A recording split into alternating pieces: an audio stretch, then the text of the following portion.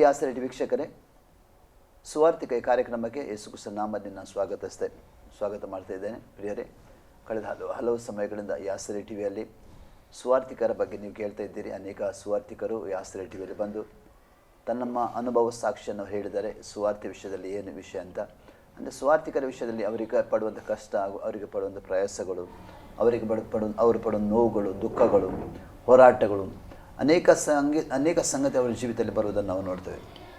ಪ್ರಿಯರೇ, ಇವತ್ತು ಕೂಡ ನಮ್ಮ ಮಧ್ಯದಲ್ಲಿ ದಾವಣಗೆರೆಯಲ್ಲಿ ಸೇವೆ ಮಾಡುವಂಥ ಪಾಸ್ಟರ್ ಸೈಮನ್ ಕುಮಾರ್ ನಮ್ಮ ಮಧ್ಯದಲ್ಲಿದ್ದಾರೆ. ಅವರನ್ನು ಕೂಡ ಯೇಸು ಕ್ರಿಸ್ತನ ಹೆಸರಿನಲ್ಲಿ ಹಾಗೂ ವೀಕ್ಷಕರ ಪರವಾಗಿ ನಾನು ಸ್ವಾಗತ ಮಾಡ್ತೀನಿ. ಪಾಸ್ಟರ್, ನಿಮಗೆ ಸ್ವಾಗತ. ಪಾಸ್ಟರ್, ನಮ್ಮ ಮಧ್ಯದಲ್ಲಿ ಇರುವುದು ನಮಗೆ ಸಂತೋಷವಾಗಿದೆ. ಯಾಕಂದರೆ ಅನೇಕ ದೇವಸೇವಕರು ಅನೇಕ ಹಳ್ಳಿಗಳಲ್ಲಿ ಬೇರೆ ಬೇರೆ ಸ್ಥಳದಲ್ಲಿ ಸೇವೆ ಮಾಡ್ತಾ ಇದ್ದಾರೆ. ಅಂದರೆ ಅವರು ಮಾಡುವಂಥ ಕರ್ತನ ಸೇವೆ ಮಾಡುವಂಥ ಸಮಯದಲ್ಲಿ ಅಂದರೆ ಅವರನ್ನು ಹೇಗೆ ಯಾವ ರೀತಿ ಸೇವೆ ಮಾಡ್ತಾರೆ ಅಂದರೆ ಹಳ್ಳಿಗಳಲ್ಲಿ ಕೆಲವು ಸೇವೆ ಮಾಡೋದು ತುಂಬ ಕಷ್ಟ ಇದೆ, ಸುಲಭದ ಸೇವೆ ಅಲ್ಲ. ಜನರು ಏನಿಸ್ತಾರೆ, ಸೇವಕರಂದರೆ ಏನು ಅವರಿಗೆ ಕೊರತೆ ಇಲ್ಲ, ಎಲ್ಲ ಸರಿಯಾಗಿದೆ, ಚೆನ್ನಾಗಿದ್ದಾರೆ, ಅವರು ತಿಂದು ಕುಡಿದು ಸರಿಯಾಗಿ ಚೆನ್ನಾಗಿದ್ದಾರಂತ. ಅಂದರೆ ಅವರು ಪಡುವಂಥ ಕಷ್ಟ, ಅವರು ಪಡುವಂಥ ನೋವು, ದುಃಖಗಳು, ವೇದನೆಗಳು ಇದು ಯಾರಿಗೆ ತಿಳಿಯುವುದಿಲ್ಲ ಅಲ್ಲ. ಫಸ್ಟ್ ನೀವು ಎಲ್ಲಿ ನಿಮ್ಮ ಊರಲ್ಲಿ ಫಸ್ಟ್ ನಮ್ಮ ಊರು ದಾವಣಗೆರೆ. ನೀವು ಹುಟ್ಟಿದ್ದೆ ದಾವಣಗೆರೆ? ಬೆಳೆದಿರೋದು. ನಿಮ್ಮ ಕುಟುಂಬದ ಹಿನ್ನೆಲೆ? ನಮ್ಮ ಕುಟುಂಬದಲ್ಲಿ ಎಲ್ಲರೂ ರಕ್ಷಣೆ ಹೊಂದಿದ್ದಾರೆ. ನಮ್ಮ ಕುಟುಂಬದಲ್ಲಿ 2 ಅಕ್ಕರಿದ್ದಾರೆ, 2 ತಂಗಿಯರು, ಒಬ್ಬ ಅಣ್ಣ ಇದ್ದಾರೆ. ಅಣ್ಣ ಬಂದು ಆಕ್ಸಿಡೆಂಟ್ ಆಗಿ ತೀರ್ಕೊಂಡ್ರು. ಅವರು ಸೇವೆ ಮಾಡ್ತಾ ಇದ್ರು. ಒಂದು ಸುವಾರ್ತೆಗೆ ಅಂತೇಳಿ ಒಂದು ಹಳ್ಳಿಗೆ ಹೋಗಿ ಬರುವಾಗ ಅಲ್ಲಿ ಅವ್ರನ್ನ ಹೊಡೆದು ಹಾಕಿದ್ರು ಅಂತ ಗೊತ್ತಾಗ್ಲಿಲ್ಲ, ಅಥವಾ ಆಕ್ಸಿಡೆಂಟ್ ಮಾಡಿ ತೀರಿಸಿದ್ರು ಗೊತ್ತಾಗಲಿಲ್ಲ ನಮಗೆ. ಮತ್ತು ಡೆಡ್ ಬಾಡಿ ಮಾತ್ರ ನಮಗೆ ಸಿಕ್ತು ಅಷ್ಟೇ. ಎಷ್ಟು ವಯಸ್ಸಾಗಿತ್ತು ಅವರಿಗೆ? 32 ವಯಸ್ಸಿತ್ತು. 32 ವಯಸ್ಸಿತ್ತು. ಸೊ ಅವರು ಮತ್ತೆ ಅವ್ರು ತೀರ್ಕೊಂಡು 2002ರಲ್ಲಿ ತೀರ್ಕೊಂಡ್ರು. ಅವರು ಸೇವೆಗೆ ಹೋಗಿ ಬರ್ತಾ ಇರುವಾಗ ರಾತ್ರಿ 9:30 10 ಗಂಟೆ ಸುಮಾರು ಅವರು ತೀರಿ ಹೋದ್ರು. ಅವರು ಮತ್ತೆ ಅವ್ರ ಸ್ನೇಹಿತರು ಇಬ್ಬರು ತೀರಿ ಹೋದ್ರು. ಯಾವುದ್ರಲ್ಲಿ ಹೋಗ್ತಿದ್ರು ಅವರು? ಬೈಕಲ್ಲಿ ಹೋಗ್ತಾ ಇದ್ರು. ಬೈಕಲ್ಲಿ ಹೋಗಿ ಒಂದು ವಿಲೇಜಿಗೆ ಹೋಗಿ ಸುವಾರ್ತೆ ಸಾರಿ ರಾತ್ರಿ 10:30ಗೆ ಬರುವಾಗ ಅವರು ಆಕ್ಸಿಡೆಂಟ್ ಆಗಿ ಅಥವಾ ಒಡೆದು ಹಾಕಿದ್ರು ಗೊತ್ತಾಗಲಿಲ್ಲ ನಮಗೆ. ಅವ್ರದ್ದು ಬಾಡಿ ಮಾತ್ರ ನಮಗೆ ಸಿಕ್ತು. ಆ ರೀತಿಯಾಗಿ ಆ ಸೇವೆನ ಈಗ ನಾವು ಕಂಟಿನ್ಯೂ ಮಾಡ್ತಾ ಇದ್ದೇವೆ. ನಮ್ಮ ಅಣ್ಣನ ಸೇವೆಯನ್ನು ನಾವು ಅದನ್ನು ಕಂಟಿನ್ಯೂ ಮಾಡ್ತಾ ಇದ್ದೇವೆ. ಫಸ್ಟ್ ನೀವು ಈಗ ಯಾವ ಬ್ಯಾಕ್ಗ್ರೌಂಡಿಂದ ರಕ್ಷಣೆ ಹೊಂದಿದ್ದು? ನಾವು ಕ್ರಿಶ್ಚಿಯನ್ನೇ ಹಾಕಿದ್ವಿ. ಯಾವ ಕ್ರಿಶ್ಚಿಯನ್? ಫಸ್ಟು RCL ಇದ್ವಿ, ಆಮೇಲೆ ರೋಮನ್ ಕ್ಯಾಥಲಿಕಲ್, ಅದಾದ ನಂತರ CSIಗೆ ಬಂದು, ಅದಾದ ನಂತರ ನಾವು ಬೆಂದೆಗೋಸ್ಟ್ ಇದರಲ್ಲಿ ಅನುಭವದಲ್ಲಿ ನಾವು ಬಂದಿದ್ದೇವೆ. ನಾನು 91ನೇ ಇಸ್ವಿಯಲ್ಲಿ ರಕ್ಷಣೆ ಹೊಂದಿದೆ. 6ನೇ ತಾರೀಕು 6ನೇ ತಿಂಗಳಲ್ಲಿ ರಕ್ಷಣೆ ಹೊಂದಿದೆ. ಸೊ ನಾವು ಕ್ರಿಶ್ಚಿಯನಲ್ಲಿದ್ದರೂ ಸಹ ಯೇಸು ಕ್ರಿಸ್ತನ ಹಿಂಬಾಲಕನಾಗಿ ನಾ ಇರಲಿಲ್ಲ. ಪಾಪದ ಜೀವಿತದಲ್ಲಿ ಸತ್ಯ ಗೊತ್ತಿದ್ರೂ ಮನಸ್ಸಿಲ್ಲ ಬರಲಿಕ್ಕೆ, ದೇವ್ರನ್ನ ಆರಾಧನೆ ಮಾಡ್ಲಿಕ್ಕೆ ಮನಸ್ಸಿಲ್ಲ. ಹೆಸರಿಗಷ್ಟೇ ಹೋಗ್ತಾ ಇದ್ದೆ, ಜಗಳ ಮಾಡ್ತಾ, ಹುಡುಗ್ರ ಜೊತೆ ಸೇರ್ತಾ, ತಿರುಗಾಡ್ತಾ. ಸೊ ಲೋಕದ ರೀತಿಯಲ್ಲೇ ನಾನು ಜೀವಿಸ್ತಾ ಬಂದೆ. ಒಂದು ಸಾರಿ ಬ್ಲೆಸ್ಸಿಂಗ್ ಯೂತ್ ಮಿಷನ್ ಅವರು ನಮಗೆ ಅಳ್ನಾವರ ಎಂಬುದಾಗಿ ಒಂದು ಹುಬ್ಳಿಯಿಂದ ಒಂದು 40 ಕಿಲೋಮೀಟರ್ ಆಗ್ಬೋದು. ಸೊ ಅಲ್ಲಿ ನಮಗೆ ಕರೆದಿದ್ರು ಒಂದು ಮೀಟಿಂಗಲ್ಲಿ. ಅಲ್ಲಿ ಹೋದಾಗ ನನಗೆ ದೇವರು ಮುಟ್ಟಿ ನನ್ನ ಜೀವಿತವನ್ನು ಬದಲಾಯಿಸರು. ನಿಮ್ಮ ವಿದ್ಯಾಭ್ಯಾಸ ಎಷ್ಟಾಗಿದೆ? ವಿದ್ಯಾಭ್ಯಾಸ ನಾನು ಬಂದು 7th ಅಷ್ಟೇ. ಅಂದರೆ ನೀವು ಕಲಿಯುವಂಥ ಸಮಯದಲ್ಲಿ ಕಲೀಲಿಕ್ಕೆ ಆಸಕ್ತಿ ಇತ್ತ, ಅಲ್ಲ ಕಲೀಲಿಕ್ಕೆ ನಿಮಗೆ ಮನೆಯಿಂದ ಕಳಿಸ್ಲಿಕ್ಕೆ ಅಸಾಧ್ಯ ಇತ್ತು? ಮನೆಯಲ್ಲಿ ಕಳಿಸ್ಲಿಕ್ಕೆ ಅಸಾಧ್ಯವಾಗಿತ್ತು. ಕಳಿಸುವಂಥ ಪೊಸಿಷನ್ ಮನೆಯಲ್ಲಿ ಇರಲಿಲ್ಲ. ಬಡತನದಲ್ಲಿ. ಏನು ಮಾಡ್ತೀವಿ? ನಿಮ್ಮ ಕುಟುಂಬದ ಏನು ಮಾಡ್ತಿತ್ತು? ನಮ್ಮ ಕುಟುಂಬದಲ್ಲಿ ನಮ್ಮ ತಂದೆ ಫ್ಯಾಕ್ಟ್ರಿಯಲ್ಲಿ ಹೋಗ್ತಾ ಇದ್ರು. ಒಂದು ಮಿಲ್ ಇತ್ತು, ಆ ಫ್ಯಾಕ್ಟ್ರಿಗೆ ಹೋಗ್ತಾ ಇದ್ರು. ನಾನು 7ನೇ ತರಗತಿ ನಂತರ ನಾನು ಕೆಲಸ ಮಾಡಲಿಕ್ಕೆ ಪ್ರಾರಂಭಿಸಿದೆ. ಏನು ಕೆಲಸ? ಟೈಲ್ಸ್ ವರ್ಕ್ ಮಾಡ್ತಾ ಇದ್ದೆ. ಟೈಲ್ಸ್ ವರ್ಕ್ ಮಾಡ್ತಾನೆ ನಾನು ಸೇವೆ ಮಾಡ್ತಾ ಇದ್ದೆ. ರಕ್ಷಣೆ ಹೊಂದ ಮೇಲೆ ಒಂದು ದಿವಸ ನಾನು ಸುಮ್ಮನೆ ಇರ್ತಿರ್ಲಿಲ್ಲ. ನೀವು ರಕ್ಷಣೆ ಹೊಂದುವಾಗ ನಿಮ್ಮ ವಯಸ್ಸು ಎಷ್ಟು ಭಾಷೆ? ರಕ್ಷಣೆ ಹೊಂದುವಾಗ 90. ನಾನು ಹುಟ್ಟಿದ್ದು 73ರಲ್ಲಿ. 91ರಲ್ಲಿ ನಾನು ರಕ್ಷಣೆ ಹೊಂದಿದೆ. ಅಂದರೆ 17-18 ವರ್ಷ. 17-18 ವಯಸ್ಸಲ್ಲಿ ರಕ್ಷಣೆ ಹೊಂದಿದೆ. ನೀವು ಮತ್ತೆ ನಿಮಗೆ ಸುವಾರ್ತೆ ಸಿಕ್ಕಿದಲ್ಲ, ಸುವಾರ್ತೆ ಸಿಕ್ಕುವಾಗ ನಿಮ್ಮ ವಯಸ್ಸೆಷ್ಟು? 91ರಲ್ಲಿ ನಿಮಗೆ ಸುವಾರ್ತೆ ಸಿಕ್ಕಿದೆ, ಆವಾಗಲೇ ನೀವು ರಕ್ಷಣೆ ಹೊಂದಿದ್ದೀರಿ. ಒಂದೇ ಮೀಟಿಂಗ್ನಲ್ಲಿ ನೀವು ರಕ್ಷಣೆ ಹೊಂದಿದ್ದೀರಿ. ಒಂದೇ ಮೀಟಿಂಗ್ ದೇವರ ಅಲ್ಲಿ ದೇವರು ಕಾರ್ಯ ಆ ಆದಿಕಾಂಡ 6ನೇ ಅಧ್ಯಾಯ 3, 4, 5ನೇ ವಚನ ನನ್ನ ನಟಿಗೆ ದೇವರು ಮಾತಾಡಿದರು. ನಿನ್ನನ್ನು ಸೃಷ್ಟಿ ಮಾಡಿದ ನಿಮಿತ್ತವಾಗಿ ನನ್ನ ಮನಸ್ಸಲ್ಲಿ ನೋವಾಗ್ತಾ ಇದೆ, ನಾನು ವ್ಯಥೆ ಪಡ್ತಾ ಇದ್ದೇನೆ. ಯಾಕೆ ಲೋಕದ ಜನರೆಲ್ಲರೂ ಪಾಪದಲ್ಲಿದ್ದಾರೆ, ಅದೇ ರೀತಿಯಲ್ಲಿ ನೀನು ಪಾಪದಲ್ಲಿದ್ದೀಯಾ, ನೀನು ಮನಸ್ಸನ್ನು ತಿರುಗಿಸಿಕೋ ಎಂಬುದಾಗಿ ಆ ವಾಕ್ಯದ ಮುಖಾಂತರವಾಗಿ ದೇವರು ನನ್ನೊಟ್ಟಿಗೆ ಮಾತನಾಡಿದರು. ಸಾಕಷ್ಟು ಸರಿ ರಕ್ಷಣೆ ಹೊಂದಲಿಕ್ಕೆ ದೇವರು ನಾನು ಆಸ್ಪವ ಕೊಡಲಿಲ್ಲ. ನಾನು ಬೇಡ, ಈ ಸೇವೆ ಬೇಡ, ಅಥವಾ ಈ ಕ್ರಿಶ್ಚಿಯನ್ ಲೈಫ್ ಬೇಡ, ಪರಿಶುದ್ಧವಾಗಿ ಜೀವನ ಮಾಡಲಿಕ್ಕೆ ಆಗೋದಿಲ್ಲ ನನ್ನ ಕೈಯಲ್ಲಿ, ಸಿನಿಮಾ ನೋಡೋದು ಬಿಡಬೇಕು, ಹುಡುಗ್ರ ಜೊತೆಗೆ ಸೇರೋದು ಬಿಡಬೇಕು, ಅಥವಾ ನಾನು ಪರಿಶುದ್ಧವಾಗಿ ನಿಲ್ಲಕ್ಕೆ ನನ್ನ ಕೈಯಲ್ಲಿ ಆಗಲ್ಲ ಅನ್ನೋ ಒಂದೇ ಕಾರಣಕ್ಕೆ ನಾನು ಆ ಒಂದು ಎಂಟ್ರಿ ಆಗ್ತಾ ಇರಲಿಲ್ಲ, ಒಳಗೆ ಹೋಗ್ತಾ ಇರಲಿಲ್ಲ. ಅಂದರೆ ದೇವರ ವಾಕ್ಯದ ಬಗ್ಗೆ ನಿಮಗೆ ಅರಿವಿತ್ತು, ಸಣ್ಣ ಪ್ರಾಯದಲ್ಲಿ ಅರಿವಿತ್ತು. ಯಾಕಂದ್ರೆ ನಿಮ್ಮ ಭಕ್ತಿಯ ಕುಟುಂಬನ. ಹೌದು, ಭಕ್ತಿಯ ಕುಟುಂಬ. ನಮ್ಮ ಮನೆಯಲ್ಲಿ ಎಲ್ಲರೂ ಸೇವೆ ಮಾಡ್ತಾ ಇದ್ದಾರೆ, 4 ಜನನು ಸೇವೆ ಮಾಡ್ತಾ ಇದ್ದಾರೆ, 2 ತಂಗಿ. ಈಗ ನಿಮ್ಮ ಕುಟುಂಬದಲ್ಲಿ ಮೊದಲನೇದಾಗಿ ಯಾರು ರಕ್ಷಣೆ ಹೊಂದಿದ್ದು? ಮೊದಲನೇದಾಗಿ ನಮ್ಮ ಅಕ್ಕ ರಕ್ಷಣೆ ಹೊಂದಿದ್ರು, ಅಕ್ಕಂದಿರು. ಅದಾದ್ಮೇಲೆ ತಂಗಿ. ಯಾಕೆ ನೀವು ರಕ್ಷಣೆ ಯಾಕೆ ಹೊಂದಿಕೊಂಡ್ರಿ? ಯಾಕೆ ವಿಷಯ ಯಾಕೆ? ಯಾಕಂದ್ರೆ ಈಗ ಒಂದು ಧರ್ಮದಲ್ಲಿ ಇದ್ದಿರಲ್ಲ, ಹೌದು, ಕ್ರಿಶ್ಚಿಯನ್ ಆಗಿದ್ರಿ, ಪುನಃ ರಕ್ಷಣೆ ಹೊಂದಬೇಕಾದ ಏನಾದ ಕಾರಣ ಇತ್ತು ಅದಕ್ಕೆ? ನನಗೆ ಶಾಂತಿ ಇರಲಿಲ್ಲ, ಸಮಾಧಾನ ಇರಲಿಲ್ಲ, ನೆಮ್ಮದಿ ಇರಲಿಲ್ಲ. ರಾತ್ರಿ 2 ಗಂಟೆ 1 ಗಂಟೆಗೆ ಬರ್ತಾ ಇದ್ದೆ, ಫಿಲಮ್ ನೋಡ್ತಾ ಇದ್ದೆ, ಹುಡುಗ ಜೊತೆಗೆ ತಿರುಗಾಡ್ತಾ ಇದ್ದೆ, ಸಮಾಧಾನನೇ ಇಲ್ದಂಗೆ ನಾನು ಜೀವಿಸ್ತಾ ಇದ್ದೆ. ಅದಾದ ನಂತರ ಇಲ್ಲಿ ಸಮಾಧಾನ ಇದೆ, ಬಟ್ ನನ್ನ ಕೈಯಲ್ಲಿ ಪಾಪವನ್ನು ಬಿಟ್ಟು ಜೀವಿಸಲಿಕ್ಕೆ ಆಗಲ್ಲ ಅನ್ನೋವಂಥ ಒಂದು ಮನಸ್ಥಿತಿಯಲ್ಲಿ ಇರೋದ್ರಿಂದ ಆ ಪಾಪದಲ್ಲಿ ನಾನು ಜೀವಿಸ್ತಾ ಇದ್ದೆ. ಅಂದರೆ ಸಿನಿಮಾ ಮಾತ್ರ ನೋಡ್ತಿದ್ರೆ ಅಥವಾ ರೌಡಿಸಮ್ ಅಥವಾ ಬೇರೆ ಬೇರೆ ಚಟುವಟಿಕೆ? ಸಿನಿಮಾ ನೋಡ್ತಾ ಇದ್ದೆ ಮತ್ತು ರೌಡಿಸಮ್ ಹುಡುಗ್ರ ಜೊತೆಯಲ್ಲೂ ನಾನು ತಿರುಗಾಡ್ತಾ ಇದ್ದೆ. ಕುಡಿಯುವಂಥದ್ದು ನಾನು ಮಾಡಿಲ್ಲ, ಸ್ಮೋಕಿಂಗು, ಕುಡಿಯುವಂಥದ್ದು, ದುರ್ಚಟಗಳು ಯಾವುದೂ ನನಗೆ ಅಭ್ಯಾಸ ಇಲ್ಲ. ಆದರೆ ನಾನು ಹುಡುಗ್ರ ಜೊತೆಗೆ ಮಾತ್ರ ತುಂಬ ಸ್ನೇಹಿತರ ಜೊತೆಗೆ ಸೇರಿಕೊಂಡು ರಾತ್ರಿ ಎಲ್ಲ ತಿರುಗಾಡುವಂಥ ಕೆಲಸಗಳನ್ನು ನಾನು ಮಾಡ್ತಾ ಇದ್ದೆ. ಫಸ್ಟ್ ಈಗ ನೀವು ಇದೆಲ್ಲ ಮಾಡಿದ್ರಿ, ನೀವು ಸೇವೆಗೆ ಬರುವಾಗ ನಿಮ್ಮ ವಯಸ್ಸು 18 ವಯಸ್ಸಿಂದ ಸೇವೆಗೆ ಬಂದ್ರಿ. ನೀವು ಪರಿಪೂರ್ಣ ಸೇವೆಗೆ ಒಪ್ಪಿಸಿಕೊಟ್ರ ಹೇಗೆ ಭಾಷೆ? ಪರಿಪೂರ್ಣ ಸೇವೆ ಬಂದು ನನಗೆ ಕಾಲಿಂಗ್ ಬಂದಿದ್ದು, ನಮ್ಮ ಅಣ್ಣ ತೀರಿಕೊಂಡು ಹೋದರು. ತೀರಿಕೊಂಡು ಹೋದ ತಕ್ಷಣ ಆ ಒಂದು 15 ದಿವಸವರೆಗೂ ನಾನು ರಾತ್ರಿ ಹಗಲು ಅಳ್ತಾನೇ ಇದ್ದೆ. ನನಗೆ ನಿದ್ರೆನೇ ಬರ್ತಿರ್ಲಿಲ್ಲ, 2 ತಾಸು ನಿದ್ದೆ ಮಾಡ್ತಾ ಇದ್ದೆ. ಒಂದು ರಾತ್ರಿ ನನ್ನ ಅಣ್ಣ ಮತ್ತು ಜೊತೆಗೆ ತೀರಿಕೊಂಡು ಹೋದ ಅವರಿಬ್ಬರು ಸಹ ನನ್ನ ಕನಸಲ್ಲಿ ಬಂದು ಮಾತಾಡಿದರು, ನಾನು ಬಿಟ್ಟು ಹೋಗಿರೋ ಸೇವೆಯನ್ನು ನೀವು ಪ್ರಾರಂಭಿಸು, ನೀನು ಅದನ್ನು ಪ್ರಾರಂಭಿಸು ಎಂಬುದಾಗಿ ಹೇಳಿದಾಗ ನಾನು ಇದು ಆಗೋದಿಲ್ಲ ಎಂಬುದಾಗಿ ಹೇಳ್ತಾ ಇದ್ದೆ. ಸೊ ನನ್ನ ಕನಸಿನಲ್ಲಿ ಬಂದು ಒಂದು ವಾಕ್ಯದ ಮುಖಾಂತರ 2 ತಿಮೋಥಿ 2ನೇ ಅಧ್ಯಾಯದ ಮುಖಾಂತರವಾಗಿ ನನ್ನೊಟ್ಟಿಗೆ ಮಾತನಾಡಿದರು, ಇಲ್ಲ ಈ ಸೇವೆ ನೀನೇ ಪ್ರಾರಂಭಿಸು. ನಾನು ಹೇಳಿದೆ, ಇಲ್ಲ ನನಗೆ ಅಷ್ಟು ಶಕ್ತಿ ಇಲ್ಲ, ಅಷ್ಟು ಜ್ಞಾನ ಇಲ್ಲ ಅಂತೇಳಿ. ಸೊ ಅವರು ಹೇಳಿದರು, ಇಲ್ಲ ನೀನು ದೇವರು ಜ್ಞಾನ ವಿವೇಕವನ್ನು ನಿನಗೆ ಕೊಡ್ತಾರೆ, ಸೊ ಆದ ಕಾರಣವಾಗಿ ನೀನು ಇದನ್ನು ಪ್ರಾರಂಭಿಸು ಎಂಬುದಾಗಿ ಹೇಳಿದಾಗ, ಒಬ್ಬ ಸೈನಿಕನು ಯುದ್ಧಕ್ಕೆ ಹೋಗುವಾಗ ತನ್ನನ್ನು ಮೆಚ್ಚಿಸುವ ಪ್ರಕಾರವಾಗಿ ನೀನು ಈ ಸೇವೆಯನ್ನು ಮಾಡು, ಮತ್ತು ಪ್ರಥಮ ಫಲವಾಗಿ ಯಾರು ಬಿತ್ತುತ್ತಾರೋ ಅವರಿಗೆ ಪ್ರತಿಫಲ ಸಿಗ್ತದೆ, ಕೊಯ್ಯುವವರ ಪ್ರತಿಫಲನೂ ಸಿಗ್ತದೆ. ನಾನು ಬಿತ್ತಿದ್ದನ್ನು ನೀನು ಕೊಯ್ತೀಯ, ನೀನು ಈ ಸೇವೆಗೆ ಬಾ ಎಂಬುದಾಗಿ ದೇವದೂತರು ಮತ್ತು ನಮ್ಮ ಅಣ್ಣನು ಕನಸಲ್ಲಿ ಬಂದು ಮಾತಾಡಿದಾಗ ಅವಾಗ ನಾನು ಆ ಸೇವೆಗಾಗಿ ನಾನು ಒಪ್ಪಿಸಿಕೊಡ್ಲಿಕ್ಕೆ ನಾನು ಮುಂದಾದೆ. ಅಂದರೆ ನಿಮ್ಮ ಅಣ್ಣ ಸುವಾರ್ತೆ ಸೇವೆ ಮಾತ್ರ ಮಾಡ್ತಿದ್ರ, ಸಭಾ ಸೇವೆಯನ್ನು ಮಾಡ್ತಿದ್ರ? ಅವರು ಅಪೋಸ್ತಲ ಸೇವೆ ಮಾಡ್ತಾ ಇದ್ರು.